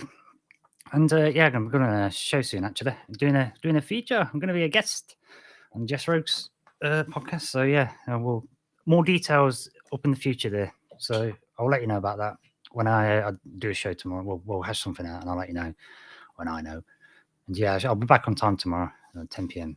GMT, 2 p.m. What was it? 2 p.m. Pacific, 5 p.m. Eastern. Back on time tomorrow. But today we're doing a bit of a late show, a few screw ups, but hey ho. Bohemian Grove. I just asked the computer, just said, hey, computer, what the hell's Bohemian Grove? And just as questions popped up, occurred to me, just asked it. And that's what we've been doing with this episode. So what I'm going to do then is we talked about how it's super tight security and it's all in super secret. And we don't really trust in politicians at the minute. Polls are saying that, not really on it. Politicians are kind of known to be liars anyway. Is that a joke? You know the line if they're moving their lips? And they do a ceremony at this Bohemian Grove, the cremation of care, which is very much like the Guy Fawkes ceremony that they get us to do en masse. We don't really think about the psychological impact of it. We have to make a dummy, basically, put it on a big fire and burn it, and then light fireworks to celebrate the death of this guy. But the fireworks are supposed to express, he's going to use dynamite to blow up Parliament. So that's like the dynamite blowing off.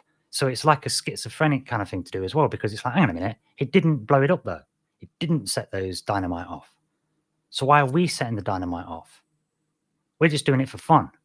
So it then changes the meaning of the dynamite from, this is a serious meaning. It was to get rid of these corrupt thing and to try and start a new thing for whatever his ideas were. No, there's doing that.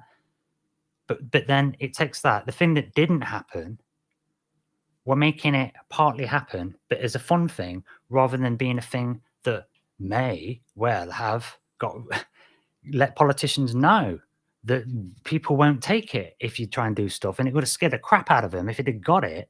And then people have got the notion, if you start being corrupt, and and you go too far, we're breathing down your neck, making sure you're doing right, and if you start wavering, then we might blow you up if you go too far.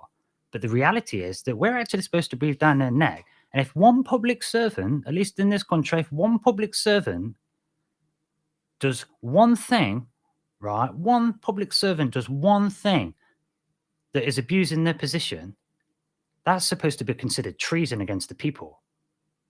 And treason against the people is the kind of thing that in the olden days used to hang you in the street for that. It's the most heinous crime. It's the highest crime we've got laws for.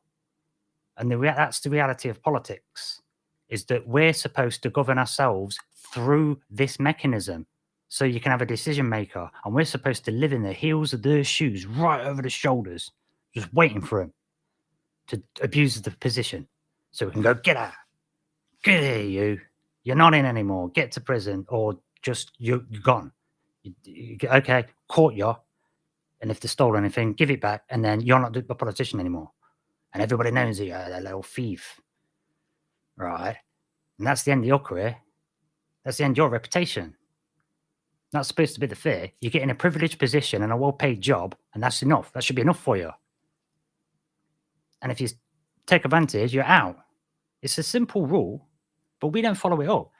We're the kings and queens of this thing, of this deal. And these are the servants, the public servants, robbing from the coffers. All right? And they've twisted us around where they're saying, no, we're in charge. And it's no, we're in freaking charge, more of us. Right? We should have already set this. We've let this slide. We've got comfort and let them do it and let them slide it over and invert the world and get us living in the upside down.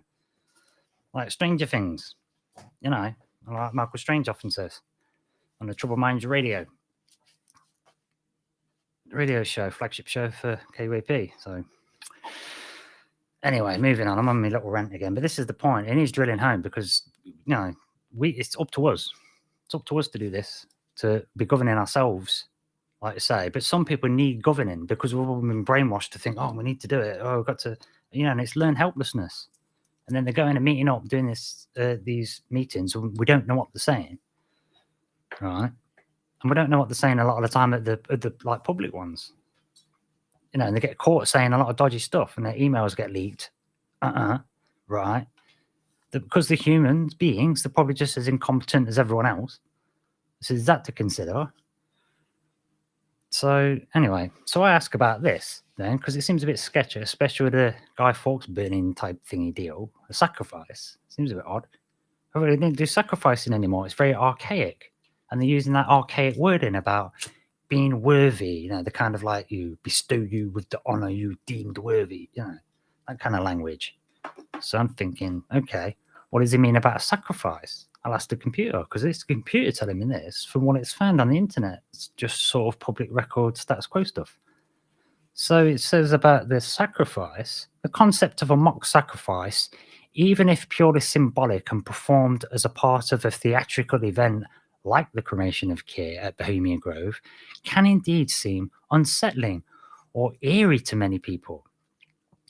The use of symbolic rituals includes a mock sacrifice is part of a tradition at Bohemian Grove intended to represent the release of worldly concerns, rather than an actual ritual sacrifice. However, okay, so that's fair. Okay, so, but if you put in a person, then, right, okay, it's just you're going to burn something to release worldly concerns like the smoke and the fire. It's going up into the air, it's going away, you're letting your worries drift away. Like meditating, allow the thought to come and go like a cloud. Fair enough. But why a person? Of all the objects, of all the symbols, of all the icons you could burn, why people? Why not burn a tree? Or why not have a representational symbol that means, oh, stressy thinking, stressed thoughts, and burn that? You know, why not burn an apple? Or a banana shape? Why not burn a rock? Like this, the heavy weight weighing you down. Why is it going to be a person of all the things? Especially when there's such a thing as fire magic and blood magic. And people have blood and it represents people. Just too many, it's a bit, you know what I'm saying? It's a bit like, you know, like once when I didn't have a washer, when I first moved in here, my niece had to wash some clothes for me, right? Yeah. And she got kids. So she mixed in with my washing when I got it back. There was just one sock, one of the kids' socks, and one pair of pants.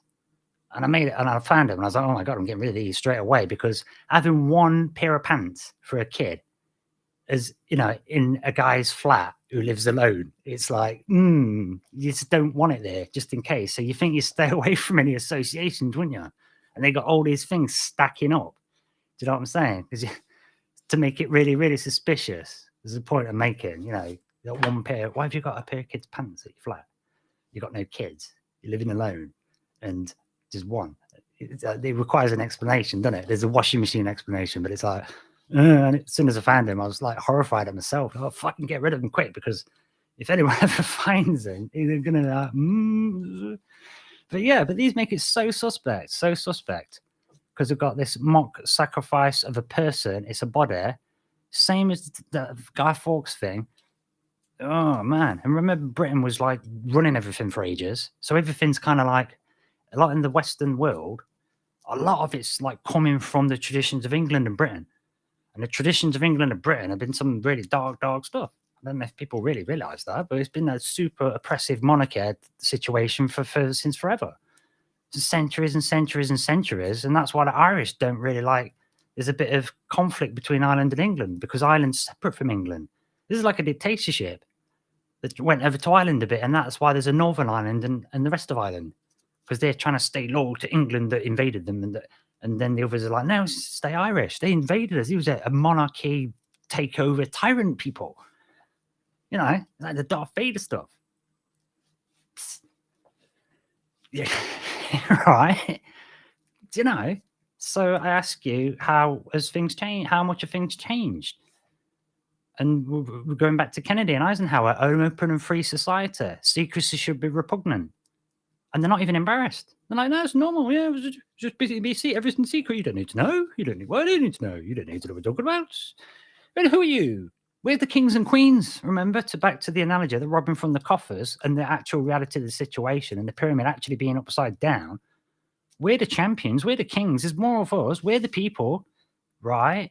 We're the ones that's supposed to be running and governing ourselves. And it says even in the Bible, it says about like, don't be governed. You need to be able to self-govern. You need to be able to, and we've kind of gradually got oppressed and then brainwashed into thinking, no, we're supposed to be like this. We're supposed to be being told what to do when a good little robot. And now, I think in recent years, people have started to wake up. Over the last 20 years, it can gradually, things are wound up, so much, and then it's just hit a tipping point where people have gone, boom, this is ridiculous. This is a joke. What the hell? You know, you just keep lying again and again and again. There's this, there's that. Oh, and then we find this out later on, and then they hide this, and then, oh, they're going to lock these files away for this many decades and not tell you. And you're like, well, why not? You know, and then they keep doing these secret meetings and at these secret places. And now they're doing ritual sacrifices in private, which parallels one that Britain's been getting is doing for centuries. Anyway, so there's this fire thing that keeps coming on, you know, and it's rumored that, I mean, Michael Strange, Troubled Minds Radio, did a show on John Dee and one of the older queens of England that they may well have done a ritual sacrifice to try and summon the power to make Britain an empire. And the place where we're supposed to have done it just so happens to have, I think it's Finchley Park or something, and there's a grassy area where there's a perfect ring. It's a perfect ring where the grass won't grow, nothing grows there. So there's a perfect circle, just random in the park, where they're supposed to have done this ritual. And you're like, what? That's just like the movies. It's just left a perfect circle for your alchemy circle to where they've summoned something or something. Perfect circle, man, where things won't grow. I thought about camping in the middle of it just to see what happens, but then I thought, no, it's probably not a good idea, really, because if something does happen, like really, no, maybe there's a constant stream of evil demon energy coming in on that spot. I'd spend the night there, might wake up like nutter, horns at the back of my head coming around, like that, turn into some Sith Lord or something. But yeah, embodied, get inside my body or something. But anyway, I don't know. But moving on, yeah, because with the burning the sacrifice thing, it's a bit, worrying about that, and I'm worrying about this, wondering what this owl is. So they're gathering in front of an owl and doing a ritual sacrifice at its foot, when you could be burning any object to get rid of your inhibitions. Yeah, speak a ritual circle, Enrico. Yeah, So I'm thinking, what? So all right then. So they got this owl. So okay, so he called this owl. It's Moloch. ChatGPT, so it's known as Moloch. as well as the owl shrine, just general name in it, the owl shrine. But yeah, its name is Moloch. Okay, so I've asked him after talking about the sacrifice. Well, okay, so you can give me any details on the Moloch name given to the owl statue. So the computer looked it up and said the association of the owl statue at Bohemian Grove with the name Moloch has largely arisen from certain conspiracy theories and speculative claims. Moloch is an ancient deity mentioned in various historical texts, often associated with child sacrifice and worship in some ancient cultures. The hello. That's what ChatGPT looked up to see what the Moloch name is in association with, so can you tell me about this Moloch? I mean, it was ChatGPT that brought in the name Moloch. So what's that? What's this Moloch? And it says the association of the ritual Moloch for the owl. And the owl is the ancient deity mentioned in various historical texts, not as the one-off thing. It's a known deity from ancient cultures. And various historical texts often associated it with child sacrifice. Well, isn't that especially alarming? I find it especially alarming considering that, in Britain, Prince Andrew got, has been caught doing some bad stuff, perhaps to do with kids with the Ghislaine Maxwell stuff and the Jeffrey Epstein stuff. And there was this big story coming out, and then it kind of went away because there was a big global emergency. And then that story never really got talked about. But then the Queen's died. Queen Elizabeth II passed away, and then King Charles came in as the king. But his brother's kicked out now because of these child stuff, and stuff to do with other politicians. And then it starts getting really funky, and you're like, well, what's going on? And then because that's to do with minors and underage people, then it's a bit alarming to find out that this Moloch statue is associated with child sacrifice. And you're like, what is this? What is this? But then the computer goes on to say, however, linking the owl statue at Bohemian Grove directly to Moloch is largely based on speculative and unfounded theories, rather than concrete evidence or official acknowledgement. It's the name has been associated with it, but we didn't see it on the Bohemian Grove, on the Bohemian Club, or when it was describing Bohemian Grove. It didn't mention the owl. So it didn't give it a name. Didn't say it was called that. So it might not be. They might not be calling it that. It might not reference that. But it's owl statue. So I don't know any other kind of owl deities that are mentioned in many various historical texts. So, but then the only other association I can think to pick an owl is, and it's I found out from ChatGPT, Moloch and this ancient owl statue thing associated with child sacrifice. But the only other owl association, I suppose you could call a kind of a deity, I can think of is when people have talk about alien abduction encounters, and they get a kind of screen memory where they, beings with large eyes are represented, adjust your perception a bit, so it looks like a large owl. And I'm thinking, well, are they worshipping an alien then? Is it to refer to an alien or this child sacrifice deity from ancient times? The only two owl associations I can think of where you can consider something like a deity or an icon or something to give a gift to. Because that's what the sacrificing's for, isn't it? It's to say thanks and so forth, to encourage the gods or the deity to give you something. You know what I mean? We used to slaughter, I don't know, what do we slaughter animals and stuff for the gods to make it rain, or you know what I mean? You understand the notion. So it's like, well, what is it about? Just happens to be an owl. So is it aliens or is it the child sacrificing thing, deity that's mentioned in various historical texts? But we don't know. So, but obviously, the computer goes on to say these theories suggest that the owl statue is a representation of the ancient deity. Okay, with which implies darker rituals and symbolism during the gatherings. But despite lacking substantial evidence or validation from the attendees or officials associated with the grove, like I say, it's not even mentioned on the website, and there's definitely no name being associated to it. So I then thought, I'll ask the computer, Why are they doing ritual ceremony in the first place? Isn't that synonymous with magic? And the computer says the ritual ceremonies conducted at Bohemian Grove, such as the cremation of care, are primarily theatrical performances and symbolic rituals. Well, that's symbolic magic. You get sympathetic magic. You have a Saint Christopher, let's say, pendant around your chest, hoping to gain favor from Saint Christopher to get protection. Sympathetic magic. You wear the symbol of something that you want to come to you. So when you see that Turkish eye, some people call it the evil eye, so they might think it's evil, but no, it's like the opposite to that. That eye is to hope to attract a watchful eye, not to cast evil on you, not to curse yourself, no, to watch over you. Much the same as like an angel.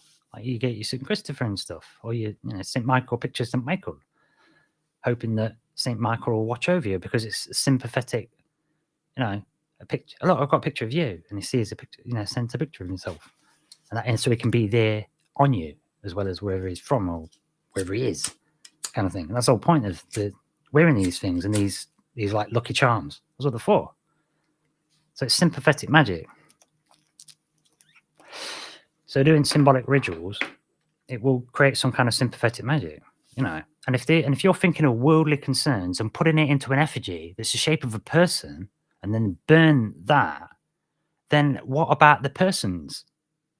Are we then being burned in some way? Is some part of, do you know what I'm saying? From our side. So I'm getting at. But then the computer goes on to say that these ceremonies, like I said, are more symbolic acts, often to create a specific atmosphere or convey a message. So it's not just symbolic and maybe a, you know, linked to occult magic and, you know, loosely link it to that. But these ceremonies, symbolic acts, are often indicated to create a certain atmosphere. Yeah, the cremation of care to get rid of your inhibitions to do whatever. And then with the Prince Andrew type stuff, and Ghislaine Maxwell stuff and Epstein stuff, you think, oh, wait, that looks a bit suspect for me. So then you think they'd be stepping back from it. Or maybe after all these decades, they'd say, hey, no, this is what happens here. And let the cameras go around and have a look. Why aren't they?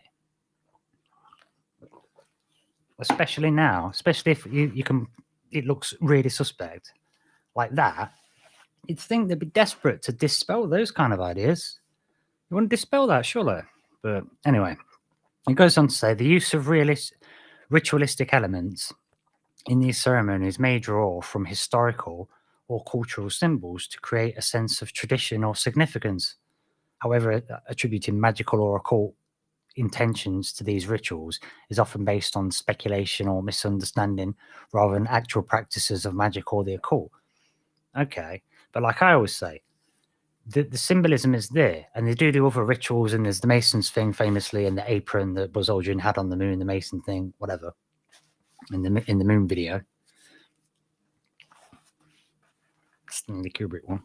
But yeah, so there are these rituals that go on, and things are often done on auspicious days that are auspicious with like the transits of certain planets. That happens a lot. Well, you often key political things, if you check back, I can't think of any examples, but some big events have happened in the world where Venus is transiting to the sun. That happens quite a lot. I think there was some major bombing that's famous in history that happened during the transit of Venus, and then there was another one that was major, and same again. There is a lot of astrology, astro links, and plus a lot of these people are, you know, so religious, and any religion can go there, so they can use all religious iconography, and go through all threads, and that's the computer saying that, you know, that, you know, these ceremonies may draw from historical and cultural symbols to create, you know, as part of the tradition, and they're going all into the whole thing. So the whole thing seems like a magical event to me. The gathering itself, there's lots of people there, they're being free and carefree, even if they're not doing dodgy stuff, it's still a kind of a magical happening, and it's at the opposite end of the year of Halloween, you know. So like one door, the other end, ends of a cycle, the start of a cycle. It's kind of like that stuff. You know, it's interesting that it is around the time of the opposite end of Halloween. They don't say they keep the specific date it's going to be secret, but you always know it's going to be around there. It's always is. So going to the camp thing at the Grove. So, but I pose the question: if this then is private thing and they're using this to send messages, well, who are the messages for if not in public? If it's not in public and they're with each other and they're sending messages through symbolism, well, who are they sending the messages to? So ChatGPT says that's an interesting point. Even though the rituals and ceremonies of Bohemian Grove are private and closed to the public, the messages conveyed through these performances may have multiple intended audiences or purposes. And it lists some possibilities. It says members and participants, the primary audience, the rituals are likely the attendees themselves as the intended purpose of the messages. So they're giving each other orders for the year or a message for the year, right? The ceremonies may serve as a form of tradition, bonding, setting specific tone for the event. Okay, be carefree, but here's some messages that we want to give to you. They might aim to create a sense of camaraderie and shared experience. Yeah, they're getting together. We're all in it together.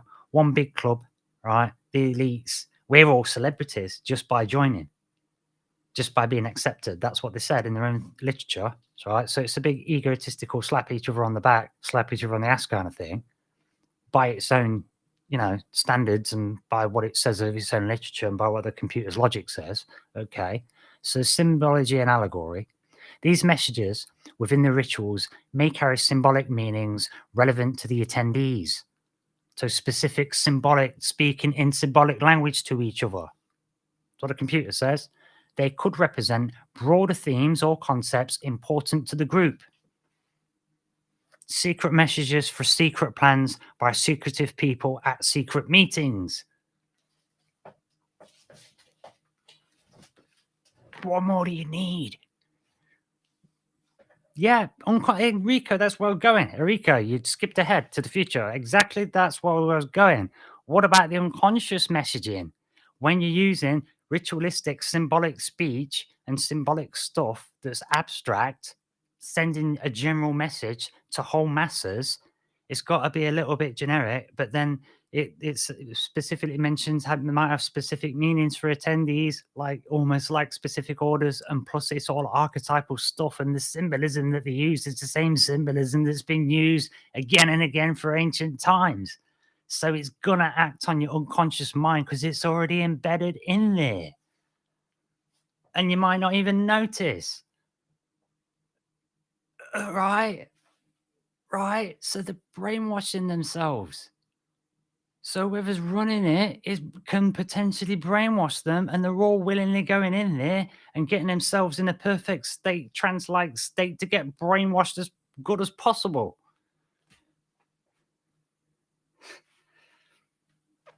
So I ask you, why don't they show us? Probably because it can't, I don't know, because it kind of looks like, Anyway, moving on. What else did the computer say? It's all right, yeah. Private rituals with exclusive groups often serve to maintain a sense of tradition and exclusivity. Elitism. Okay. They reinforce a sense of identity and belonging within the group. We're up here, and those peasants, those eyesores of people must not be here. They must go away. Public people, such an eyesore. Okay, ambience and entertainments. So the ceremonies might also contribute to an overall atmosphere of the event, providing entertainment or a sense of spectacle for the attendees. A spectacle for the attendees. That looks like exactly what it is, especially if you look at the video. You've got to do your own homework for that one. Yeah, a spectacle. I will make you a spectacle. They are making you a spectacle. That's a statement from the Bible, that is. I will make you a spectacle. I think go and look that up. I will make you a spectacle. Go and look up that quote. I'm not sure where it comes from. Anywho.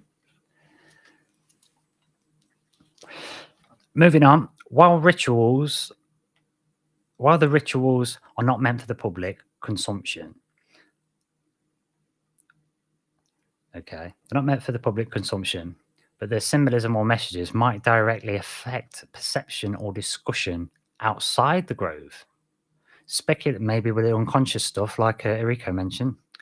Speculation and curiosity arising from the secrecy of these ceremonies might prompt discussions or interpretations in the public sphere, like this one, despite the private nature of the event. So yeah, we can have this discussion wondering, but the ceremonies, like you say, might act on you consciously or unconsciously on these people, and it might prompt discussion or interpretations in the public sphere. So yeah, so when they leave the grove and they go back home and go back to the job and go back doing whatever they're doing and running countries and stuff and going back to the businesses, they're still going to have the memories of those events, aren't they? They're still going to have the memories of everything that happened there and the memories of all the symbolism. Okay, everything goes in your unconscious mind anyway, so it's still it could well affect them in their everyday life afterwards. And now maybe they're changed, right? In some way, like they've changed their mind about something, or they've decided this, or they've heard this message from so-and-so's doing this, so then that might influence how they would respond. Now they've got that information, right? Your whole gestalt's with you all the time. Your whole everything, your whole gestalt is always with you. So whatever's in there is in there. So then I'm thinking, but then doesn't that reinforce the elitist separation of politicians and the general public even further, and affect the psychology of those who are present to see the masses as inferior? The computer said the exclusivity and the secrecy surrounding events like Bohemian Grove can indeed perpetuate a sense of separation between influential individuals and the general public. The private nature of these gatherings might reinforce the perception of an elite class that operates separately from the concerns and experiences of the wider population. All right? And the City of London is a separate state from the rest of England, much like the Vatican's a separate state from the rest of Italy, and so on. And I think there's a situation like that in the state of Colombia as well. 1761, I think, if you look it up, made an agreement to do that. London's the finance sector, Vatican's the bank, and State of Colombia is the military wing. So through the State of Colombia, that's how the US military is able to be used as a kind of world police through these agreements with the Vatican and the City of London. You know, and the City of London is in the place where they did the Guy Fawkes effigy burning thing, right? Where he was going to do it. So then it links the City of London into all this elite stuff over to Bohemian Grove. Know what I'm saying? So it links it all together. And it says, yeah, okay, so yeah, they're reinforcing this sense of the kind of better as we talked about that, George Carlin. So anyway, let's quick, because I mentioned Moloch now. Get me a keyboard out. Because I mentioned Moloch, let's get a picture and see what Wikipedia says, just to give it its due, so they know I'm not just speculating and stuff. So Moloch is the name or a term. Yeah, let's do a quick picture for the video viewers. I'll zoom in a little bit. I'll get mouse off this screen here. So Moloch is a name or a term which appears in the Hebrew Bible several times, primarily in the book of Leviticus. The Bible strongly condemns practices which are associated with Moloch, practices which appear to have included child sacrifice. Traditionally, the name Moloch has been understood as referring to a Canaanite god. Canaanites are a religion, a group of Semitic religious people. The Canaanites live in the Bronze Age, early Bronze Age. Okay, so this dates back to the early Bronze Age. Traditionally, the name Moloch has been understood as referring to the Canaanite god. However, since 1935, scholars have debated whether or not the term refers to a type of sacrifice on the basis of a similar term, which also spell MLK or Mulk, which means sacrifice. Maybe they're mixing the name Moloch with the name Mulk. So Moloch itself might mean sacrifice in the Punic languages, which are the languages of Carthaginian, an extinct variety of Phoenician languages from the northwest Semitic branch of the Semitic languages. an offshoot from Phoenician. So yeah, in the Punic languages. So it's in the old Phoenician languages, the Semitic speaking. So and then remember it mentions 4 pillars plus science, which makes 5 pillars, and there's 5 pillars of Islam. So it's all this religious stuff, and then so you've got Islam and the Bible sort of associated with this. The word itself, the name itself, Moloch, could be associated with meaning sacrifice. And they've brought that in 1935, which is only 3 years after the Grove was built, I think. The Bohemian Grove, I'm sure it was 1932. So around that same time, the meaning sacrifice is coming in as a potential meaning for Moloch or Moloch or Molech. So just for posterity and just to show that I'm, not just kind of making it up. It's all just official narrative stuff, official public Wikipedia and coming from the computer. Okay, so I mean, I don't really know what to think of it, but moving on. This looks really suspect, doesn't it? So yeah, it reinforces the separation between the public and then they're like a breakaway kind of civilization. Just in the way that they behave and then consider what secret sort of technologies that militaries have so that their enemies don't find them, don't find out what they've got and stuff, and you don't even get a hint of it, so they don't try working on the same kind of thing. So we always know our military technology is way better. So what technology have these people got in the background? Because they're obviously using the best stuff. They're going to want to have all the best of everything because they're elitists, aren't they? And they're getting away with it because we're not breathing down the neck. We've allowed them to start having way too much power and too much control. We haven't kept them in check. And they've ended up almost back into a kind of slave-like oppression position. And people have seemed to, we've kind of forgot and got comfortable, it seems to me. And then it's kind of hit us, sort of thing. It's got really out of hand, So yeah, but they continue to do this stuff regardless, don't they? And the public's angry. A lot of this stuff's taxpayers' money because it's official events and stuff, and although it's a private club, they're still going around, flying around, having these sort of private jets and on the taxpayer money to go and meet people, meet delegates to go do this, and they've got the network in there anyway. They're on taxpayer money with that. What's going on with this stuff? And in ChatGPT, it's understandable that the public have got concerns about how public figures use their time and resources, especially working for us, that work for us. So you've got to be concerned about it, and it's within our interest to know about it. And all this stuff that remember, everything they do is supposed to be within the best interest of the people that live in their country at all times.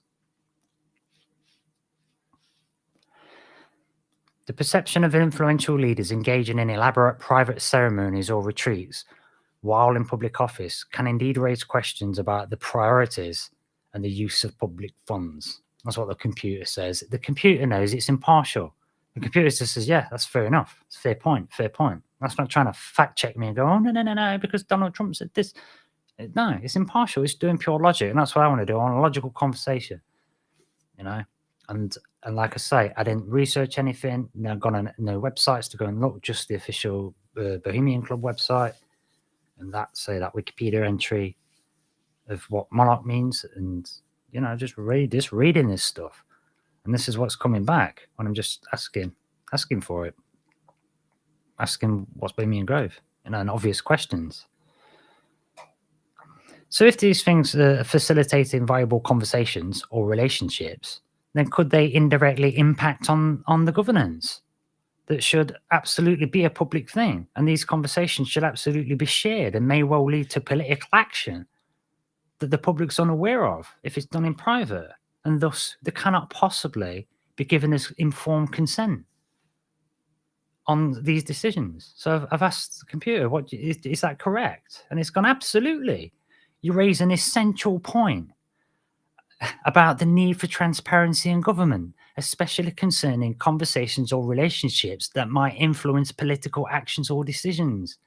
In a democratic system, transparency is crucial for ensuring informed consent from the public, With influential figures engaging in discussions or forming relationships that could impact governance, it's essential that the outcomes of the potential effects of these interactions are communicated with transparency to the public. That's what the computer says. You should be telling us what you're talking about. But how can we verify what they're talking about when everything's secret and nobody's allowed in? And they never show anything about anything and they don't want you to know.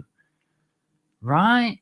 It's like a no man's land. It's like a law-free zone where they can do whatever the hell they want. And once you've talked about the things and made the decisions and agreed to do the things, you've done it, haven't you? It's done. And there's been no discussion, no interaction with the public, no nothing, just done. And it's all going on inside a person's head and it's all being communicated with symbolism. So nobody knows anything about anything. None of the public can ever possibly know what they've decided or talked about. And it is absolutely going to influence them, these interactions. And they're not in silence the whole time, are they? And even if there was, they've got phones to text each other. So, you know, openness, this is the computer saying that, absolutely. These interactions must be communicated to the public. They said it's, you know, it's absolutely, you raise an essential point. This is the essential point. Okay.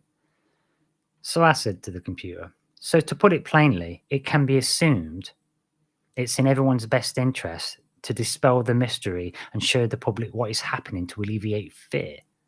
They should be showing us. Well, we've been saying all the way through the show. So the fact that they don't implies that there's something to hide. Is this a logical assumption? In many cases, yes. It's logical to assume that dispelling mystery and being transparent about discussions or events involving influential figures can alleviate public concern and foster trust. When there's lack of transparency and a deliberate effort to keep activities or conversations hidden, it often raises suspicions and prompts questions about what might be concealed. The absence of transparency can create the perception that there's something to hide. Whether it involves political decisions, discussions among influential individuals, or private gatherings, the perception of the secrecy can fuel mistrust and speculation, leading people to question the motives or intentions behind the secrecy. It's bound to happen. It's bound to cause loads of suspicion, right? While there might be reasons for maintaining some level of confidentiality in certain situations, especially concerning sensitive matters like national security, for example, leaders should consider the broader implications of secrecy. But they just don't. And it's a vital point that they need to be, and they just don't. And that's essential to have a free and open society, and they just don't. So have you got a free and open society? Being open and transparent about decisions or events that impact governance can contribute to public confidence, dispel misunderstandings, and ensure accountability. When there's a deliberate effort to maintain secrecy without justifiable reasons, it's natural for people to question why information is being withheld. This can erode the trust and contribute to the perception of opacity or hidden agendas, even if the reality might be more benign. So they're not doing themselves any favors. They're making a rod for their own back, and they don't care. In summary, from the computer, while not all private discussions need to be public, maintaining transparency about matters that impact the public interest is generally seen as a vital aspect of accountability and trustworthy governance. They're not holding themselves to any accountability. The computer is essentially saying they're not trustworthy if they're doing that. And that's the pure logic from the computer, just doing status quo public information stuff when I ask basic questions. So there we go. I mean, you make up your own mind. But just before we go, because we've got to wrap up the show now, I'll just quickly show you a picture of Monarch there for anyone on the video thing. There was a quick read I was going to read, but we've already had a quick read about it. And here's a picture of Capitol Hill. Is an aerial view of Capitol Hill, and the design of all the roads moving around Capitol Hill makes the shape of an owl.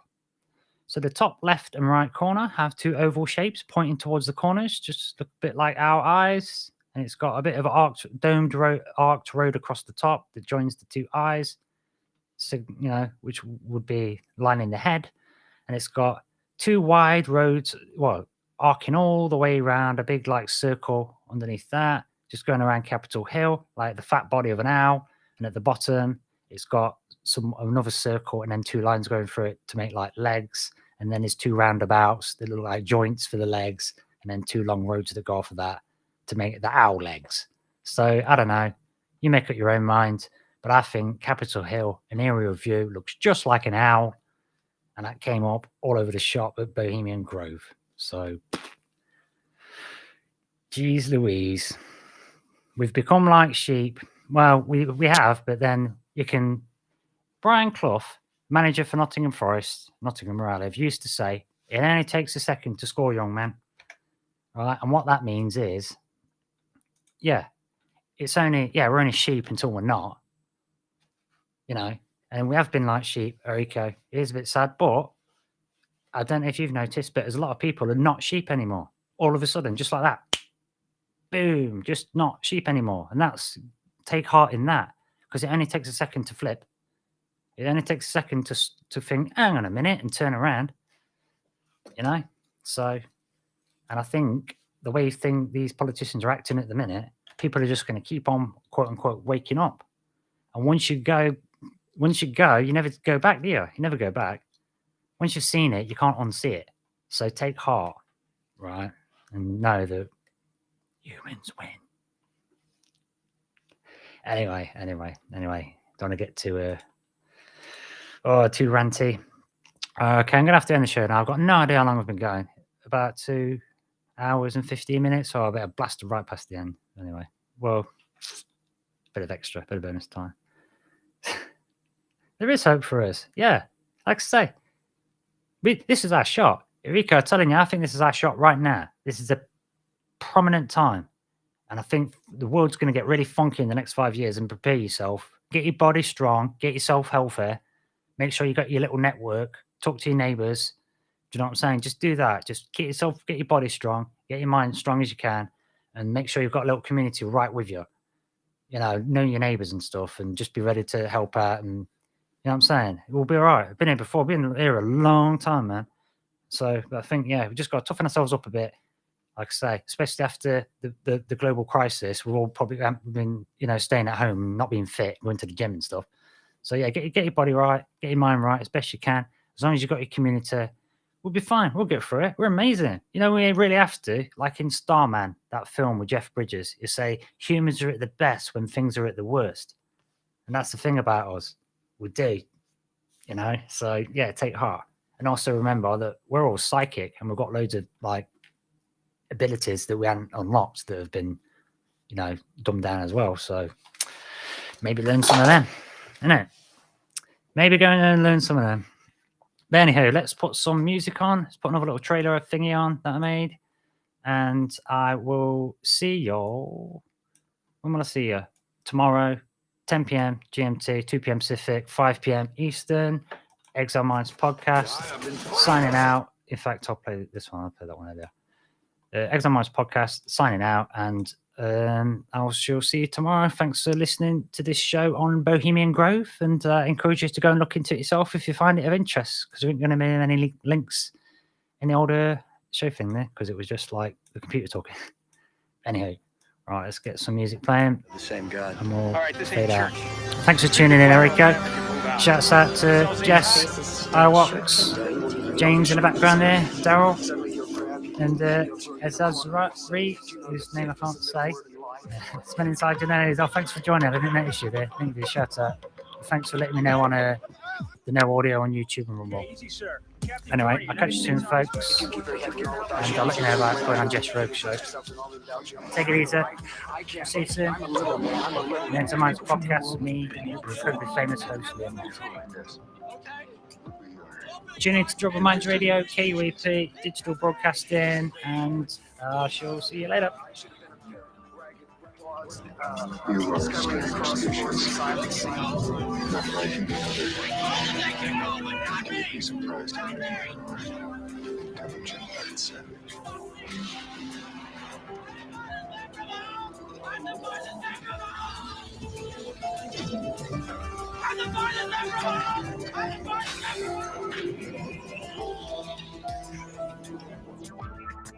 Hey, Vincent, why do they call aliens chicks? Because they look like chicos. They're like fleas. They grow themselves in your skin. To me, they look more like praying mantis. You don't understand the first thing about humans. They're at their most formidable when they're threatened. That challenge is one that we're willing to accept. One we are unwilling to postpone. You are in charge of your past and through stories. You're tuned into Troubled Minds Radio Network on KUAP Digital Broadcasting, where we peer into the future, embrace the power of AI, and delve deep into the conspiracies that shape our world. Are you looking for a way to connect with your spirituality? Look no further than Spirit Magica Crystal Shop.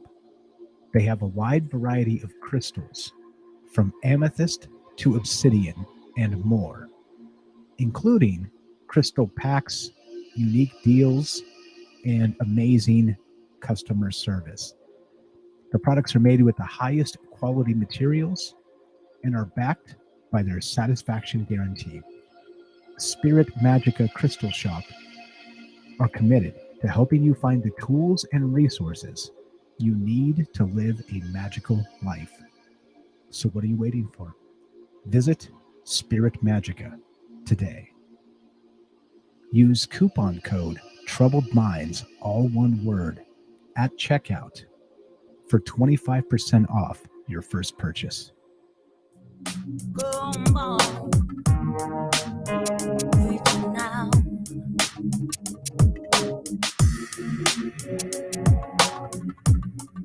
KUAP Digital Broadcasting, the Troubled Minds Radio Network. Making me crazy. I'm reaching out.